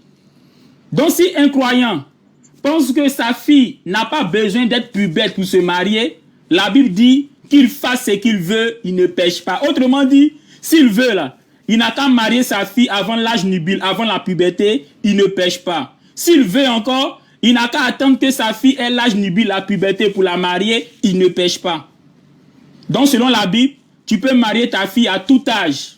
Mais ici, il est dit, si le croyant trouve déshonorant que sa fille atteigne l'âge nubile, autrement dit, ce qui est préférable, c'est que la fille atteigne l'âge nubile, c'est-à-dire la puberté. Ça, c'est ce qui est préférable. Cependant, la Bible dit, si quelqu'un ne veut pas que sa fille atteigne l'âge nubile, c'est-à-dire la puberté pour la marier, alors il peut la marier quand il veut. avant la puberté, après la puberté, et la Bible précise c'est pas un péché. Il ne pêche point. Donc selon la Bible, là, Quand c'est marié. une femme, qu'elle soit puberté ou non, elle peut se marier. Même dans le ventre. Elle peut se marier. Ça c'est la Bible qui le dit. Maintenant ne confondez pas mariage avec consommation du mariage. Le mariage là c'est l'acte entre deux personnes qui décident d'être unies, d'être ensemble. C'est l'acte là qu'on appelle le mariage. La consommation du mariage là ce sont les rapports sexuels. On fait le mariage d'abord et c'est après qu'on fait la consommation du mariage. C'est quand vous finissez à la mairie là. C'est après maintenant vous partez faire l'huile de miel. C'est pas ça? Donc il y a le mariage et puis il y a la consommation du mariage. La Bible dit, si c'est le mariage là, 1 Corinthiens 7, 36, de préférence, il faut attendre que ta fille ait l'âge nubile. Il faut attendre qu'elle soit pubère. Maintenant, si toi, tu ne veux pas attendre que ta fille soit pubère là, si tu veux, il faut la marier à n'importe quel âge, ce n'est pas un péché. Maintenant, pour ta question, Aïcha, que Allah l'agrée, regarde ce qu'elle dit. Dans un hadith authentique, Timidi Jami, volume 2. Timidi Jami, volume 2, page 1109. Ça, c'est un hadith authentique. Aïcha, que Allah l'agrée, dit, après avoir atteint la puberté, j'ai consommé le mariage avec le prophète. Tu as entendu? Ça, c'est un hadith. Donc, Aïcha, que Allah l'agrée, elle dit, c'est lorsqu'elle était pubère là, qu'elle a fait son huile de miel. Donc, elle était déjà pubère et puis elle a fait son huile de miel. Tu vois, non? Or, la pédophilie là, c'est lorsque tu as des rapports avec une fille qui n'est pas encore pubère. Or, ici, Aïcha dit qu'elle était déjà pubère. Donc, il n'y a pas eu pédophilie. Maintenant, est-ce que tu sais que dans l'histoire, dans le passé, il y a eu des pasteurs qui ont épousé des jeunes filles? Oui, il y a un pasteur du nom de Saint-Augustin. Sa femme, elle avait 12 ans. Il y a le roi d'Angleterre du nom de Richard II, dont sa femme avait environ 5 ans. Et jusqu'en 1929, l'église d'Angleterre autorisait les pasteurs à épouser les filles qui avaient au moins 12 ans. À côté de nous ici aux États-Unis, dans les États tels que Alaska, Massachusetts, on autorisait le mariage pour les filles à partir d'au moins 12 ans. Et il y avait des États aux États-Unis où on dit qu'il n'y a pas d'âge pour se marier, comme le dit la Bible, 1 Corinthiens 7, verset 36. C'est bon, j'ai répondu à ta question, ma soeur. Envoyez Léon là-bas. Oui, vous avez répondu à ma question, mais sauf que il y a aussi des choses qui se passent que vous ne savez pas. Est-ce que quand le prophète a épousé Aïcha, vous étiez dans la chambre du prophète avec Aïcha pour savoir que le prophète n'a pas consommé?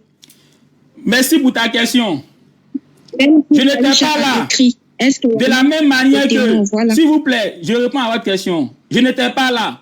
De la même manière que vous n'avez pas vu Jésus, mais vous croyez en ce qui est écrit dans la Bible, c'est de cette même manière que moi, je n'ai pas vu Mohammed, mais je crois en ce que les hadiths ont rapporté.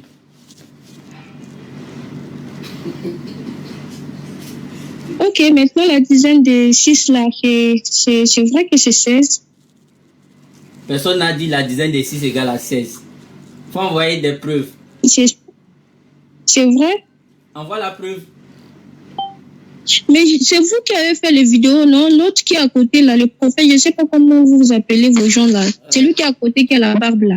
Lui, il a dit dans sa vidéo que la dizaine de 16... Bon, ma soeur, je crois qu'on a répondu à la question. Cette histoire des dizaines de 6 là, je pense que ça n'a plus rien à voir avec le sujet. On va passer à une autre personne. Merci beaucoup, hein, si vous n'avez pas d'autres questions.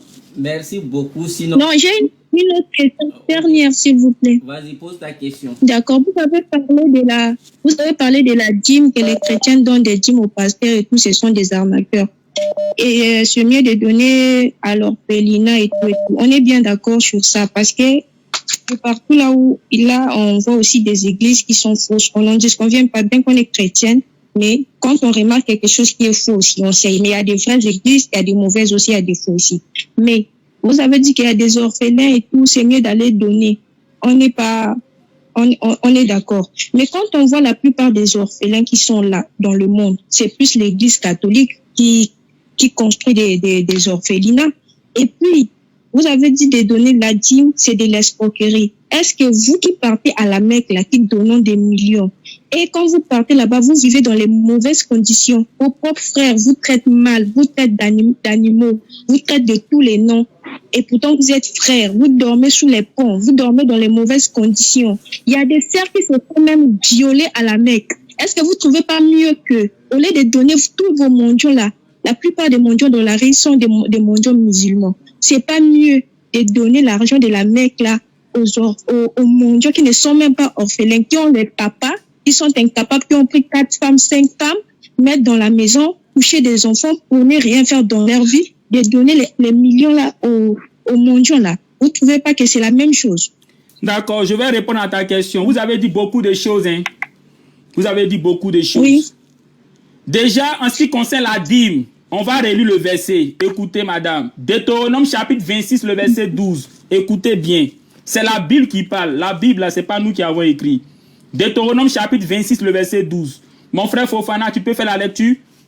Tu peux refaire la lecture? Lorsque tu auras achevé de lever toute la dîme de tes produits, la 3e année, l'année de la dîme, tu la donneras aux Lévites, à l'étranger, à l'orphelin et à la veuve, et ils mangeront et se rassasieront dans tes portes. Sois béni, mon frère Fofana. Dieu dit, quand tu auras pris ta dîme là, tu la donneras aux Lévites. Les Lévites, ce sont les pasteurs. Dieu dit aussi, tu la donneras à la veuve. Dans ton église, là, est-ce qu'il n'y a pas des veuves? Est-ce qu'à l'église où tu pries, il n'y a pas des mamans qui ont perdu les maris, qui travaillent des difficultés? La Bible dit, c'est mon temps de parole, s'il te plaît, faut te taire. La Bible dit, la dîme, là, c'est aussi le droit de la veuve. Donc, si à l'église où tu pries, là, tu connais des mamans qui sont veuves, la Bible dit en Deutéronome 26, verset 12, que ta dîme, là, s'il te plaît, tu peux te taire. C'est ce que je n'aime pas. Quand vous parlez, on se tait. Mais quand nous, on parle, vous parlez pour empêcher les gens de comprendre. Pourquoi vous êtes comme ça même? Arrêtez ces jours. Pourquoi parler de la même chose? Là, en fait, on sent un peu une frustration. Voilà, arrêtez ça. C'est pas une frustration. Je vous rappelle seulement ce que vous dites là. C'est ce qu'on fait. On donne des choses aux veuves. Il y a à manger, on donne aux veuves du riz. Non, c'est pas de ça. On parle de la dîme. On ne parle pas des cadeaux que vous faites aux veuves et aux orphelins là. On dit... de l'argent qu'on donne. Ici, là, on ne parle pas des cadeaux que vous faites aux veuves, aux orphelins dans les orphelinats. Ce n'est pas de ça qu'on parle. Dieu dit, quand tu auras pris ta dîme, il faut la donner à la veuve, à l'orphelin. Au lieu de prendre ta dîme pour donner seulement au pasteur, là, prends la 10e partie là aussi pour donner aux orphelins, pour donner aux veuves. Alors que vous savez que dans vos églises, il y a plein de mamans qui sont veuves. Il y a plein d'enfants dans l'église qui sont orphelins. C'est de ça qu'on parle? C'est de ça qu'on parle? Deutéronome 26, 12 est clair. On dit quand tu auras pris ta dîme, tu la donnes au Lévite. Le Lévite, c'est le pasteur. Là, tout le monde le fait. Mais on dit aussi, tu le donnes aussi à la veuve. Est-ce que dans vos églises, il n'y a pas les mamans qui sont veuves? Des mamans qui ont du mal à vivre parce que leurs maris sont décédés. On dit qu'il faut leur donner aussi la dîme. La dîme, là, c'est pour elles. C'est de ça qu'on parle. Et le verset dit aussi, s'il y a des orphelins aussi, tu peux aussi les donner. Est-ce que dans vos églises, il n'y a pas des enfants orphelins qui ont du mal même à se nourrir, qui ont du mal même à aller à l'école? On dit, quand tu auras pris ta dîme, il faut les donner. Donc, chaque mois, quand tu auras pris ta dîme, tu les donnes. Il faut les donner ta dîme. Est-ce que ça, là, c'est compliqué? Ce n'est pas nous qui avons dit ça, c'est le verset. On dit, il faut donner la dîme, là aussi, aux veuves, aux orphelins. Mais est-ce que vous appliquez ça dans vos églises? Vous ne les appliquez pas. Maintenant, quel est le problème? Le problème, c'est que les pasteurs ne vous font pas lire ces versets-là. Ils ne vous font pas lire ça. C'est tout le problème. Et comme ils ne vous font pas lire ça, la seule chose que vous savez, c'est donner la dîme au pasteur. Et quand vous donnez, vous remarquez qu'il n'y a pas les retombées, il n'y a pas de bénédiction. Aujourd'hui, on vous fait lire un verset de la Bible, Deutéronome 26, verset 12, où Dieu vous dit que la dîme là, ce n'est pas seulement pour le pasteur, c'est aussi pour la veuve, c'est aussi pour l'orphelin. Dites Alléluia, Amen. Parce que dans les églises où vous priez là, il y a des mamans qui sont veuves, vous les connaissez. elles sont à la chorale, elles sont dans le groupe d'intercession, elles sont dans l'évangélisation. Vous les connaissez ces moments-là? Vous les connaissez? Il y a aussi des enfants orphelins qui sont dans vos églises, vous les connaissez? On dit quand tu auras ta dîme là, prends et puis il faut les donner. C'est ce que la Bible dit. On n'a rien inventé. Donc au lieu de donner tout ta dîme à papa pasteur là, faut donner aussi ta dîme à la maman de l'église qui est veuve, à l'enfant de l'église, à ton frère, à ton frère de l'église qui est orphelin. C'est ce qu'on te demande et c'est ce que Dieu te demande en Deutéronome 26 verset 12. Il y a un, il dit que tu as dit que Jésus n'a pas été envoyé à l'humanité. Lui n'est pas d'accord. Il veut poser des questions. Non, attends, on finit avec celle qui vient de partir. Là. Elle a dit beaucoup de choses. Maintenant, elle a parlé de la Mecque. Le pèlerinage à la Mecque, là, c'est coranique. C'est une ordonnance d'Allah suite à la demande d'Abraham. Abraham a fait une prière, c'est dans le Coran. Quand il a construit la Kaaba, il a fait une prière à Allah. Il lui a dit, Allah, il faut faire en sorte que ce lieu-là soit un lieu de prière, que les gens quittent de partout pour venir en ce lieu-là. Et que les gens, depuis l'endroit où ils sont là, qu'ils prient en direction de ce lieu-là. Et Allah l'a exaucé. Et donc le fait que nous partons à la Mecque là, selon le Coran, c'est Abraham qui a fait la demande à Allah. Et comme Allah exauce celui qui lui est soumis, celui qui fait sa volonté, Allah l'a exaucé. Voilà pourquoi nous partons à la Mecque. Et la Mecque est une obligation pour ceux qui ont les moyens. Ce que vous ne savez pas, avant que le pèlerinage ne soit autorisé à la Mecque, le pèlerinage se faisait à Jérusalem. Et ça, c'est dans la Bible, vous ne le savez pas. Vous ne le savez pas. Il y avait plusieurs occasions où le peuple d'Israël venait à Jérusalem pour faire la fête, pour célébrer l'Éternel.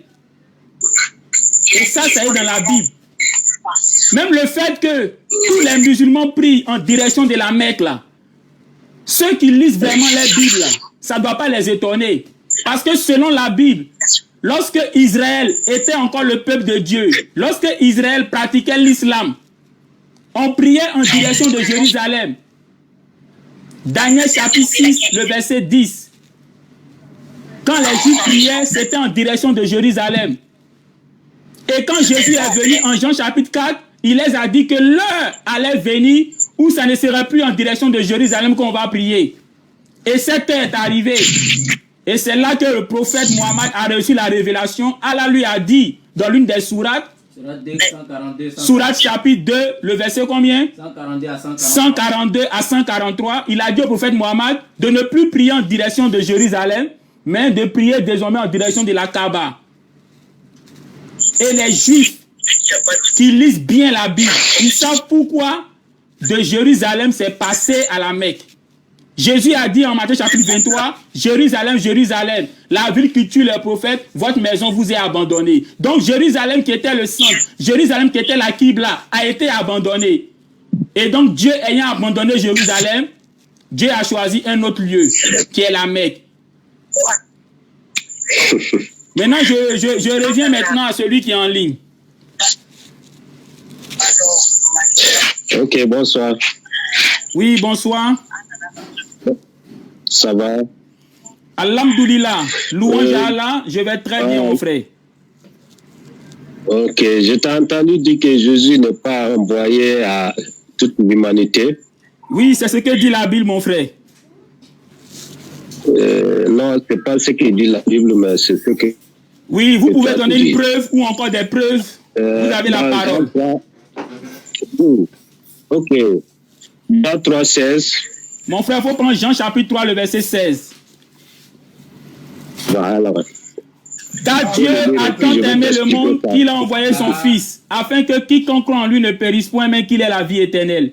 On reprend, car Dieu a tant aimé le monde qu'il a envoyé son Fils, afin que quiconque croit en lui ne périsse point, mais qu'il ait la vie éternelle. On t'écoute. Ok, arrête-toi là-bas. Et quand on dit le monde là, est-ce que le monde s'arrête à un seul pays ou à une seule ville? Merci beaucoup. Le moment a son sens. Je réponds, c'est une question, non? Oh, arrêtez ça. Quand vous posez des questions, là, laissez les gens vont répondre. Le mot Oui, il faut monde, répondre. le mot monde a son sens selon le contexte. Je prends un exemple. Si par exemple tu es en classe et que tu t'adresses à tes amis de la classe, tu peux dire je m'adresse au monde. Ici là, quand tu dis je m'adresse au monde, il s'agit des amis de ta classe à qui tu t'adresses là. Donc le mot monde là, c'est un sens selon son contexte. Quand Jésus-Christ parle du monde ici là, il explique lui-même en Jean chapitre 18 le verset 20. Mon frère musulman, tu peux lire? Jean chapitre 18 le verset 20. Jean 18, 20. Jésus a répondu, j'ai parlé ouvertement au monde. J'ai toujours enseigné dans la synagogue et dans le temple où tous les Juifs s'assemblent. Je n'ai rien dit en secret. Merci beaucoup. Jésus-Christ dit, il a parlé ouvertement au monde. Et il précise, au monde, il dit que c'est où les Juifs font quoi? S'assemblent. Donc Jésus-Christ emploie le mot monde pour parler de tous ceux à qui il a prêché. Oh bien-aimé, tu es chrétien. Tu sais que Jésus, là, il a prêché uniquement en Judée. Mais il dit qu'il a prêché au monde. Donc ici, le mot monde, là, désigne les habitants de Judée. C'est pour ça que j'ai pris un exemple. Quelqu'un qui s'adresse à ses amis, qui sont dans une grande salle. Par exemple, dans une salle de conférence, il s'adresse à des gens dans une salle de conférence. On peut dire qu'il s'adresse au monde. Mais le monde ici, là, ça désigne tous ceux qui sont dans la salle de conférence. Donc Jésus-Christ dit en Jean 18, verset 20, qu'il a parlé ouvertement au monde. Et il précise, là où les Juifs s'asseyaient. Donc le monde ici, là, ça désigne quoi? Tous les habitants de Judée à qui Jésus-Christ a prêché. Donc quiconque parmi ce monde-là, à qui Jésus-Christ a prêché, là, quiconque croit en lui, là, il aura la vie éternelle. Ok, je peux parler? Oui, vas-y, bien-aimé. Ok, Matthieu 28. Matthieu 28. Oui, à partir du verset 18. Merci beaucoup. Allons-y, on va faire la lecture. Ok, à partir du verset 18. Matthieu 28, 18. Jésus s'étant approché, leur parla ainsi. Tout pouvoir m'a été donné dans le ciel et sur terre et sur la terre. Tu lis jusqu'à 20. Jusqu'à 20. Allez auprès de toutes les nations, des disciples, les baptisant au nom du Père, du Fils et du Saint-Esprit, et enseignez-leur à observer tout ce que je vous ai prescrit. Et voici, je suis avec vous tous les jours jusqu'à la fin du monde. Amen, amen. Amen, amen. Oui, vas-y, bien-aimé, écoute. Donc ici, Jésus-Christ dit à ses disciples, tout pouvoir lui a été donné. Déjà, Jésus-Christ dit que le pouvoir lui a été donné. Mais dis-moi, est-ce qu'on peut donner le pouvoir à Dieu? Non. Donc du moment où Jésus-Christ a reçu le pouvoir, ça veut dire qu'il fut un temps où il n'avait pas le pouvoir.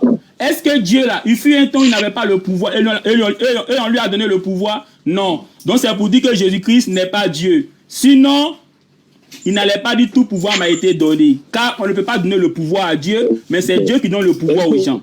Maintenant, Jésus-Christ à qui Dieu a donné le pouvoir là, dit à ses disciples, allez et faites de toutes les nations les disciples.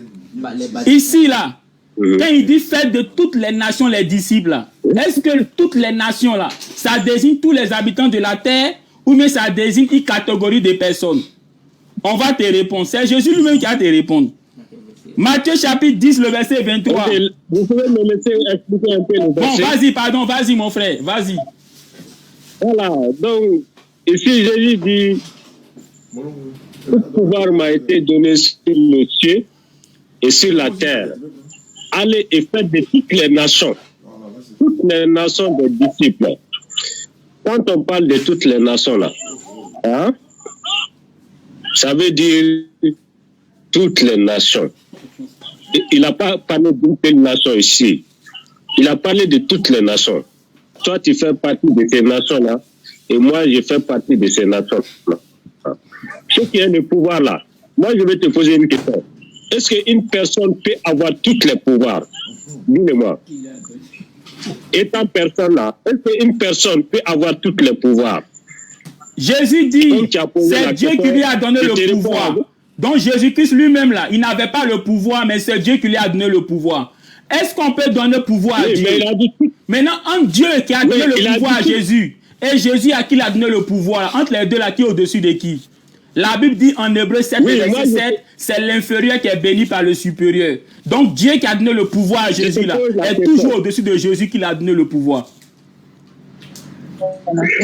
Moi, je te pose la question, qui peut avoir tous les pouvoirs? C'est ce que je te dis. C'est Dieu, par essence, qui a tout le pouvoir. Et personne ne peut donner le pouvoir à Dieu. Dieu est pouvoir. Mais Jésus-Christ, là, il n'avait pas le pouvoir. C'est Dieu qui lui a donné le pouvoir. C'est ça qu'il faut dire aux gens. C'est Dieu qui a donné le pouvoir à Jésus. Est-ce qu'on peut donner pouvoir à Dieu? Non. Maintenant, un Dieu qui a donné le pouvoir à Jésus, et Jésus à qui il a donné le pouvoir, là, qui est au-dessus de qui? Forcément, c'est Dieu qui a donné le pouvoir à Jésus là qui est au-dessus de Jésus. C'est pour ça 1 Corinthiens 15, le verset 27 dit... Ensuite viendra la fin, quand il remettra le royaume à celui qui est Dieu et Père, après avoir détruit toute domination, toute autorité et toute puissance. Car il faut qu'il règne jusqu'à ce qu'il ait mis tous ses ennemis sous ses pieds. Le dernier ennemi qui sera détruit, c'est la mort. Dieu, en effet, a tout mis sous ses pieds. Mais lorsqu'il dit que tout lui a été soumis, il est évident que celui qui lui a soumis toutes choses est accepté. Voilà, Paul dit, lorsque la Bible dit que Dieu a donné tout pouvoir à Jésus, a assujetti tout à Jésus, il est évident que Dieu est accepté. Autrement dit, Dieu qui a donné tout le pouvoir à Jésus, là, il est toujours au-dessus de Jésus. Tu as compris maintenant? Maintenant, la partie qui t'intéresse, Jésus dit, allez par toutes les nations. De toutes les nations, là, c'est qui? On va lire la Bible, c'est la Bible seule qui peut expliquer. Matthieu 10, verset 23. Matthieu 10, verset 23. Matthieu 10, verset 23. Hey, il est 22h. Hein. Il pensait qu'il était 20h. Dans 20 minutes. Dans 20 minutes. Matthieu 10, 23. Et quand on vous persécutera dans une ville, fuyez dans une autre. Je vous le dis en vérité. Vous n'aurez pas achevé de parcourir les villes d'Israël que le Fils de l'homme sera venu. Tu as bien compris ou bien on relit encore? Faut lire, je n'ai pas bien entendu. On va relire encore. Et quand on vous persécutera dans une ville. Jésus dit à ses disciples, quand on vous persécutera dans une ville, fuyez dans une autre. Fuyez dans une autre ville. Je vous le dis en vérité. Je vous le dis en vérité. Vous n'aurez pas achevé de parcourir les villes d'Israël que le Fils de l'homme sera venu. Jésus dit à ses disciples, vous n'allez pas finir de parcourir toutes les villes d'Israël et moi, Jésus, le serai de retour. Donc, jusqu'à ce que Jésus revienne là, Jésus dit à ses disciples, ils ne vont pas finir de parcourir toutes les villes d'Israël. Donc, quand Jésus dit, allez par toutes les nations là, il s'agissait simplement pour ses disciples de parcourir toutes les villes d'Israël afin de pouvoir annoncer la bonne nouvelle à toutes les nations qui constituent les 12 nations d'Israël. Tu te trompes, mon frère. Oui, vas-y. Ok. Quand Jésus parle de toutes les nations ici, dans le livre de Jean, il dit, à commencer par Jérusalem, Judée, Samarie, jusqu'à l'extrémité de la terre. Donc, quand on parle de l'extrémité de la terre, là, ça ne s'arrête pas à une seule nation. Donc, est-ce qu'on m'entend? Oui, on t'entend. Voilà. Donc, ce qui veut dire que Jésus a envoyé ses disciples, il a dit jusqu'à l'extrémité de la terre. Donc, l'extrémité de la terre, là, comment est-ce que tu peux expliquer ça? Merci beaucoup, mon frère. Déjà, pour comprendre l'extrémité de la terre, là, il faut prendre d'autres versets qui parlent de la même chose. Jésus-Christ, en Matthieu 10, 23, là, a dit à ses disciples, on va les persécuter. Et quand on va les persécuter, ils vont aller vers d'autres villes, car ils ne vont pas finir de parcourir toutes les villes d'Israël, et lui, Jésus-Christ, serait de retour. Autrement dit, ses disciples était envoyé à faire quoi? Était amené à parcourir toutes les villes d'Israël. Tu comprends? Jusqu'à ce que lui, Jésus-Christ, revienne. Le peuple d'Israël, là, c'est 12 nations. Est-ce que tu le sais? Le peuple d'Israël, là, c'est 12 nations. Autrement dit, 12 tribus. Quand Jésus-Christ est venu, il faut m'écouter, s'il te plaît. Quand tu as eu ton temps de parole, je me suis tué, non? Il faut faire la même chose envers moi. Le peuple d'Israël, là, c'est 12 nations. Hein? On parle de 12 nations qui constituent le peuple d'Israël. Tu comprends un peu, non? Quand Jésus-Christ est venu, il est venu seulement dans la tribu de Juda. Tu comprends? Il est venu seulement chez les Juifs. Donc Jésus-Christ, là, lui, il a prêché uniquement dans la Judée, chez les Juifs. Mais il restait les autres tribus, là, les autres nations, là. Et en Matthieu chapitre 10, le verset 23, il est dit, on va vous persécuter. Quand on va vous persécuter, vous allez partir vers les autres villes. Les villes, là, c'est quelles villes? C'est les villes qui sont dans les autres nations, là. Et il dit, car vous n'allez pas finir de parcourir toutes les villes d'Israël. Et moi, je serai de retour. Tu comprends?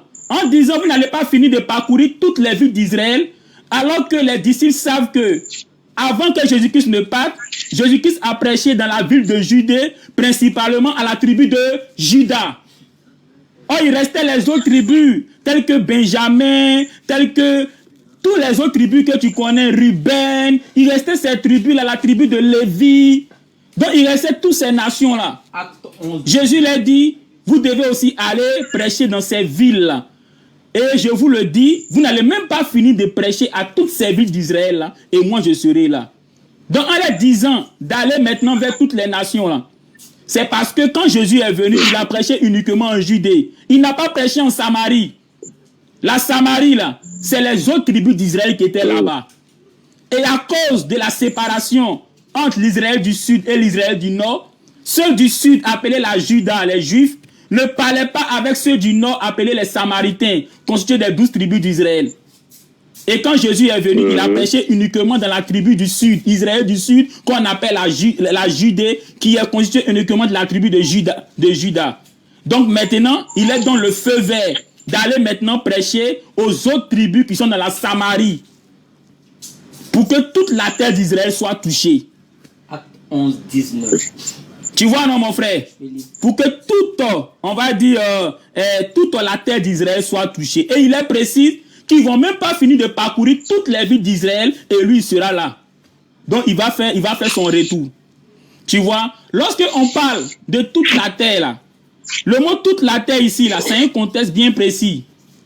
Il s'agit de toute la terre d'Israël. Parce que Jésus-Christ a prêché en Judée et maintenant les Juifs devaient maintenant aller maintenant dans toute la Samarie, jusque dans toute la terre d'Israël.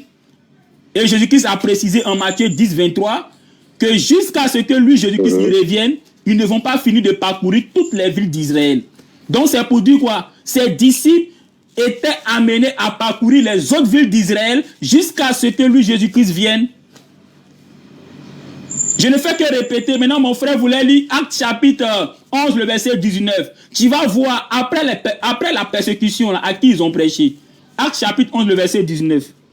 Ceux qui avaient été percés par la persécution survenue à l'occasion des tiers allaient jusqu'en Phénicie, dans l'île de Chypre, et à Antioche, annonçant la parole seulement aux Juifs. Merci beaucoup. Donc ici, il a dit quoi? Acte chapitre 11, le verset 19.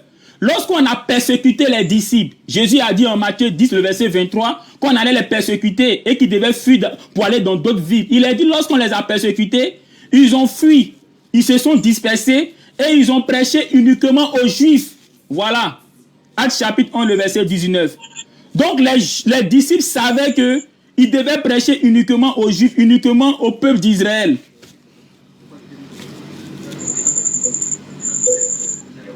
J'ai fini de parler, mon frère. Tu as fini? Oui, oui. Okay. Et je viens d'entendre tout ce que tu as dit là. Mais je vois que tu n'as pas la connaissance de la Bible. Il ne faut pas expliquer les choses comme ça. Il faut rentrer dans les profondeurs. Et puis, il faut mettre aussi les choses dans le contexte, quoi. Voilà, il faut avoir une maîtrise pour ça. ce qui concerne ce que tu es en train de dire là, Jésus a été envoyé à toute l'humanité, afin que quiconque croit en lui ne périsse pas, mais qu'il ait la vie éternelle. Ça explique tout. Et puis, quand Dieu parle là, il dit, en effet, Dieu n'a pas envoyé son Fils afin que le monde soit jugé par lui, mais afin que le monde, quand on parle du monde là, ça ne parle pas d'une seule ville ou d'une seule tribu. Ça parle de toute la terre. Donc, Jésus a été envoyé à l'humanité. Mon frère, tu te trompes. Donc, les explications que tu es en train de donner, c'est des fausses explications. Ça dit, c'est des hérésies, quoi, mais pas la vérité. Merci beaucoup, Jésus mon dit, frère. Je crois qu'il est glacé. Merci beaucoup, mon frère. Laisse-moi finir. Non, il est glacé. Laisse-moi finir. Où est le téléphone? Quand Jésus dit, Tu as pris le téléphone. Il est quand glacé. Jésus dit, vous ne finirez pas. Ah. Allô? Allô? Est-ce qu'on m'écoute? Faut laisser, n'a pas fini. Oui. N'a qu'à fini. Oui, vas-y, mon frère. On t'écoute. Ok. Quand Jésus parle là, allô? On t'écoute, bien aimé. On a mis sur haut-parleur même pour que quand tu Voilà. parles, là, tout le monde puisse entendre. Voilà. Donc, Jésus, il a été envoyé à toute l'humanité. Donc, il est le sauveur du monde et il a dit qu'il sera là jusqu'à la fin du temps. Merci beaucoup. Donc, Je il crois faut que savoir que- tu répètes toujours les mêmes choses. Voilà. Hein. Tu répètes toujours les mêmes choses. Tu as cité Voilà. Jean chapitre 3, le verset 16. Dieu a tant aimé le monde qu'il a envoyé son Oui. Fils afin que quiconque croit en lui. Voilà. Ici, le monde là, Oui. le monde là, je répète, le mot monde n'a de sens que selon son contexte. Quand tu t'adresses, par exemple, à tes amis de classe, hein, ici, tu peux dire, je me suis adressé au monde. Ça ne veut pas dire que tu t'es adressé à tous les habitants de la terre. Le mot monde ici désigne tes amis de classe à qui tu t'adresses. Donc, quand Jésus-Christ dit, Dieu a tant aimé le monde là, c'est quel monde? Le même Jésus dit en Jean 18, le verset 20, que j'ai parlé ouvertement au monde. Or, tout le monde sait que Jésus-Christ a prêché uniquement en Judée. Et il a prêché uniquement aux Juifs. Maintenant, quand on parle d'Israël, là, Israël, c'est 12 nations. Tout le monde sait ça. Même quelqu'un même qui n'est pas chrétien sait que Israël, là, c'est 12 nations. C'est 12 tribus. Quand Jésus est venu, il a prêché uniquement en Judée, donc à la tribu de Juda. Il n'a pas prêché à Samarie. Il n'a pas prêché dans les 10 autres tribus, dans les 10 autres nations. Et en Jean chapitre 10, le verset 23, il dit à ses disciples, maintenant là, on va vous persécuter. Et quand on vous persécutera, allez-y dans les autres villes, car vous n'allez pas finir de parcourir toutes les villes d'Israël et je serai là. Autrement dit, ses disciples étaient amenés à parcourir toutes les villes d'Israël jusqu'à ce que lui vienne. C'est tellement facile. Maintenant, Actes chapitre 11, verset 19, lorsqu'on les a persécutés, il a dit quoi? Ils ont été dispersés et ils ont prêché uniquement qu'aux Juifs. Oh, arrêtez ça. Maintenant, quand Jésus-Christ lui-même est sur la terre, Matthieu 15, le verset 24, il dit, je n'ai été envoyé que aux brebis perdues d'Israël. Ça là, il faut comprendre ça comment? Quelle est la compréhension spirituelle de ça? Non, ça, Hein? voilà. Quand quelqu'un dit, je n'ai été envoyé qu'aux brebis d'Israël, c'est ce que ça veut dire spirituellement ou pas spirituellement, c'est ce que ça veut dire. Quand on dit Dieu a tant aimé le monde, ça ne veut pas dire autre chose que ça. Ça veut dire que Dieu, là, il a eu de l'affection pour le monde. Ça veut dire que Dieu, là, il a aimé le monde. Il n'y a pas de compréhension spirituelle. Arrêtez d'embrouiller les gens avec cette histoire de compréhension spirituelle. Non, ça c'est le logos. Maintenant, il y a le réma derrière. Il n'y a pas logos, il n'y a pas réma. Il n'y a rien de tout ce que vous avez inventé là. Ce qui est écrit là, c'est ça qui est écrit. On va lire un texte. 1 Corinthiens chapitre 4. 1 Corinthiens chapitre 4. On va lire ça. Et arrêtez d'embrouiller les gens. Vous inventez de cette théorie. 1 Corinthiens chapitre 4. Vous allez voir ce que Paul dit. 1 Corinthiens chapitre 4, le verset 6. Paul dit, oh frère, j'ai tourné ceci sur moi et sur Apollos à cause de vous. Afin qu'en nous, vous appreniez. Écoutez s'il vous plaît. 1 Corinthiens chapitre 4, le verset 6. Paul dit, oh frère, j'ai tourné ceci sur moi et sur Apollos à cause de vous, afin qu'en nous, vous apprenez à ne pas vous élever vos pensées au-dessus de ce qui est écrit. Paul dit de ne pas aller au-delà de ce qui est écrit. Ce qui est écrit là, c'est ça qu'il faut prendre. Cette histoire de non, il y a une révélation derrière, tu vois c'est écrit, mais il y a un réma derrière. Ça là, c'est le mensonge. C'est le mensonge. Jésus-Christ là, quand il a parlé à ses disciples, ils sont en train de parler. Jésus-Christ là, quand il a parlé à ses disciples là, il leur a expliqué. Et c'est ce qu'ils ont compris là, c'est ça qu'ils ont écrit. C'est comme toi, tu t'en vas à l'école, le professeur donne le cours. Ce que tu écris là, ce n'est plus une révélation. Parce que toi, tu écris tel que tu as compris. De sorte que quand quelqu'un va prendre ton cours là, quand il lit là, ils comprennent. Donc les apôtres là, Jésus les a tout expliqué. Et ce qu'ils ont écrit là, nous on n'a plus besoin d'autres choses pour comprendre. Parce qu'eux ils ont écrit dans l'optique de quoi? De nous faire comprendre. C'est-à-dire qu'eux ils ont écrit là, c'est pour que nous autres là, on puisse comprendre facilement. Sinon, si on avait besoin de révélations là, pour comprendre là, ils vont écrire pourquoi? Ils vont écrire pourquoi? Arrêtez ça. Il n'y a pas de révélation spirituelle ici. Il n'y a aucune révélation spirituelle. Même le livre d'Apocalypse là, quand Jésus a reçu la révélation de Dieu là, quand il a donné à Jean là, quand tu lis le livre d'Apocalypse là, l'ange qui a été envoyé pour révéler ces choses à Jean là, a expliqué à Jean ce que ça veut dire. Il n'y a plus de révélation. C'est déjà propre, c'est déjà clair. Arrêtez de distraire aux gens. Arrêtez. Ceux qui vous disent c'est révélation, la Bible là, non, c'est... il dit, souvent même, certains vont jusqu'à dire que la Bible est codée. C'est-à-dire qu'il y a des codes. C'est-à-dire on joue à votre esprit. Que non, c'est codé, il y a des codes dedans. Alors qu'il y a des traducteurs qui ont pris le temps. Arrêtez de distraire les gens. Arrêtez de distraire les gens. Arrêtez ça. On va s'arrêter là. Parce que, ou bien si tu n'as pas un autre argument. J'avais rendez-vous avec Diané ce soir. Ah. Donc, on va s'arrêter là, mon frère. Merci beaucoup à tous ceux qui sont montés. N'hésitez pas de vous abonner, de partager. Surtout partager à vos amis chrétiens. Surtout vos amis chrétiens. Surtout vos amis chrétiens. N'hésitez pas. N'hésitez pas à partager à vos amis chrétiens. Voilà. Parce que l'objectif, là, c'est d'aider les chrétiens à comprendre la vérité. En partageant aux chrétiens, ça devient pour vous une aumône perpétuelle. Parce que à chaque fois que ces chrétiens-là vont se connecter pour comprendre les choses, vous allez les sauver. Et donc Allah va ajouter ça sur la balance de vos bonnes actions. En tout cas, merci beaucoup à toute la communauté musulmane. Que Allah se souvienne de vous pour le bien. Que tout ce qu'il a de bon continue de vous poursuivre jusqu'à vous atteindre.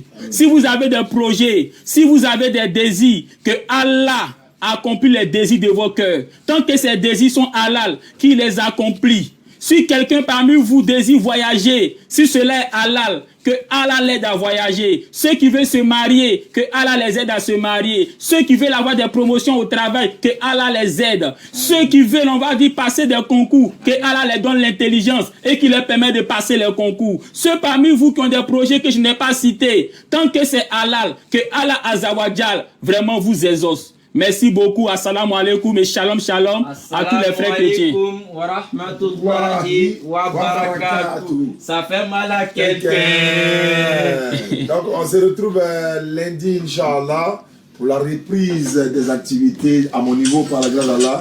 C'est normal que Jean-Luc, voilà, il a fait son entretien ce soir et c'était normal avec la grâce d'Allah. Salam alaikum famille. Voilà, faut pas appuyer ceux qui sont là. Sur l'écran en bas là, ignorez là. Voilà, alhamdulillah rabbil alamin wa salatu wa salam rasulillah. Moi je suis derrière l'écran, je suis en train de travailler. Demain je vais sur le terrain, je serai quelque part, voilà, aller faire. Non, ça passe chez moi ici. Je serai quelque part dans une ville demain pour aller faire un fourrage quelque part. Donc par la grâce d'Allah, je serai là-bas et je vais vous dire, quand je serai sur le terrain, je vous dirai là où je serai, Inch'Allah. Et toujours, voilà, ceux qui veulent participer toujours pour la 4e vague des 15 personnes pour la réalisation des fourrages châteaux. La troisième vague est déjà bouclée, c'est fermé, il n'y a plus de place. 4e vague est ouverte. Parce qu'il y a une maman qui m'a appelé, elle a dit non, elle voulait participer. C'est maintenant qu'elle a vu la vidéo. Donc, j'ai ouvert la 4e vague. Donc, vous pouvez toujours participer, même pendant, jusqu'à la fin du Ramadan, même après. Voilà. Donc, pour participer, vous prenez mon numéro. Vous me contactez sur WhatsApp. Vous dites, voilà, où ça, je vais participer à la réaction des 15 personnes pour réaliser un forage château à la mémoire de mes parents, etc. Donc, vous me dites comment ça se passe. Je vous donnerai tous les détails dans mon WhatsApp, Inch'Allah. Voilà le numéro qui est à l'écran. C'est ce numéro-là que vous tapez et c'est un WhatsApp. Merci beaucoup et on va se retrouver, Inch'Allah, lundi à partir de 20h30 par la grâce d'Allah, ici même au studio. On va reprendre ou encore on va aller vers la fin du mois de Ramadan avec les dernières conversions qui vont se faire. Et puis, après la fête, Inch'Allah, on rentre toujours maintenant dans le vif du sujet, le débat interreligieux. Jean-Luc sera là, Inch'Allah, régulièrement. Ibrahim Jean-Luc, j'allais dire, régulièrement, pour que nous puissions donner ces genres d'enseignements qu'il a donné aujourd'hui. Il donne l'enseignement, vous n'êtes pas obligé d'être d'accord, vous pouvez appeler, et puis vous allez interagir. Et puis voilà, c'est ça aussi le dialogue interreligieux. Voilà, pas d'animosité, il est écrit, il est aussi écrit. Mais mon défi est toujours là. Je ne sais pas, vous ne me répondez pas, vous faites comme si vous n'avez pas entendu. Selon votre Bible, votre fille doit être mariée à quel âge? Selon votre Bible, à quel âge ta fille doit-elle se marier? Si tu dis l'âge n'est pas mentionné dans la Bible, mais on fait comment maintenant si l'âge n'est pas mentionné? Mais il y a comment on appelle 1 Corinthiens 7,36 qui dit, si elle atteint l'âge nubile, si tu veux, il faut faire comme tu veux. Si elle atteint l'âge nubile, l'âge nubile c'est combien? C'est 1 an, c'est 2 ans. Vous allez me répondre. L'âge nubile, c'est combien? C'est quel âge? Elle, c'est 18 ans. Qu'est-ce qui prouve? Parce qu'on a déjà les réponses. L'âge nubile, c'est l'âge de la puberté. Dès qu'elle voit ses menstrues. Donc, à quel âge? Répondez-moi. Vous allez me répondre. Donc, 3 ans. Nous, on prend 3 ans, Rebecca. Si vous dites c'est faux là, donnez la réponse. Tous ceux qui se disent disciples du Christ et qui ont la foi et qui ne jugent pas la Bible, ta fille doit se marier. Selon ta Bible là, elle se marie à quel âge? L'âge que tu as donné là, on va voir les versets bibliques. L'âge que tu vas donner, ça doit être biblique. Il dit bien selon la Bible. Il n'est pas dit selon vous. Selon la Bible, c'est quel âge? Je ne vais pas me passer ça ici. Okay. Allô? Wa alaikum salam. Bismillah, on est en direct. Aujourd'hui, je vous envoie un message sur WhatsApp. Il y a des amis qui devaient se convertir. Ouais, c'est bon. On a recensé tous ceux qui veulent se convertir. Ouais. Voilà, comme Jean-Luc était en direct aujourd'hui, moi je voyage demain. Et la reprise, c'est Inch'Allah lundi, mais ça va se faire sans problème. Il y a des personnes, voilà, il n'y avait que 2 personnes aujourd'hui, c'est vrai. On a converti même des gens dans la voiture aujourd'hui quand on venait dans le taxi même. Et Inch'Allah, lundi, on reprend à 20h. La dame là, elle attend ça impatiemment. Elle est où ça? Elle a bien ici. Tu m'as envoyé par WhatsApp. Tu peux m'envoyer ça par SMS actuellement? Oui, Doumia, tu m'as répondu, mais tu m'as dit. Oui, j'ai recensé où? Mais il est 23h moins. Est-ce qu'on peut la voir aller là? Ah, faut essayer. D'accord. C'est pourquoi? C'est parce que, bon, il n'y a pas de problème. On voit son numéro encore par SMS. On va essayer. Et t'envoies par WhatsApp encore? Non, SMS. Parce que WhatsApp là, il y a près de 50, 100 et quelques messages. Ça va se saturer en fait.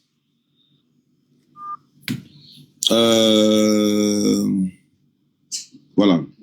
Donc voilà un peu, hein, l'âge selon la Bible, ta fille doit se marier à quel âge? Il n'y a pas vous laisser, hein. Il n'y a jamais vous laisser. C'est quel âge votre fille doit se marier selon la Bible. Voilà. S'il n'y a pas d'âge, donc nous on prend 3 ans. S'il y a l'âge, donnez-nous. Vous allez répondre.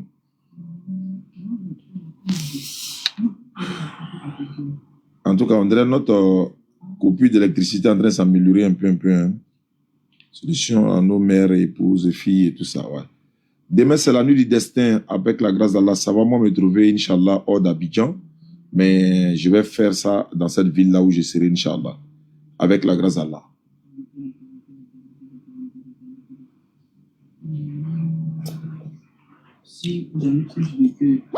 Voilà, il envoie le numéro. Ouais, on va essayer quand même, si elle est là. On va essayer. Il y a eu un recensement. Voilà. Phone 1 connected. Phone 1 disconnected. Ok, je lance l'appel. Après ça, Jean-Luc, bon, on va te mettre un Nyango, tu as rentré. Voilà. Le numéro que Ça passe pas, frère, tu vois. Son numéro passe pas.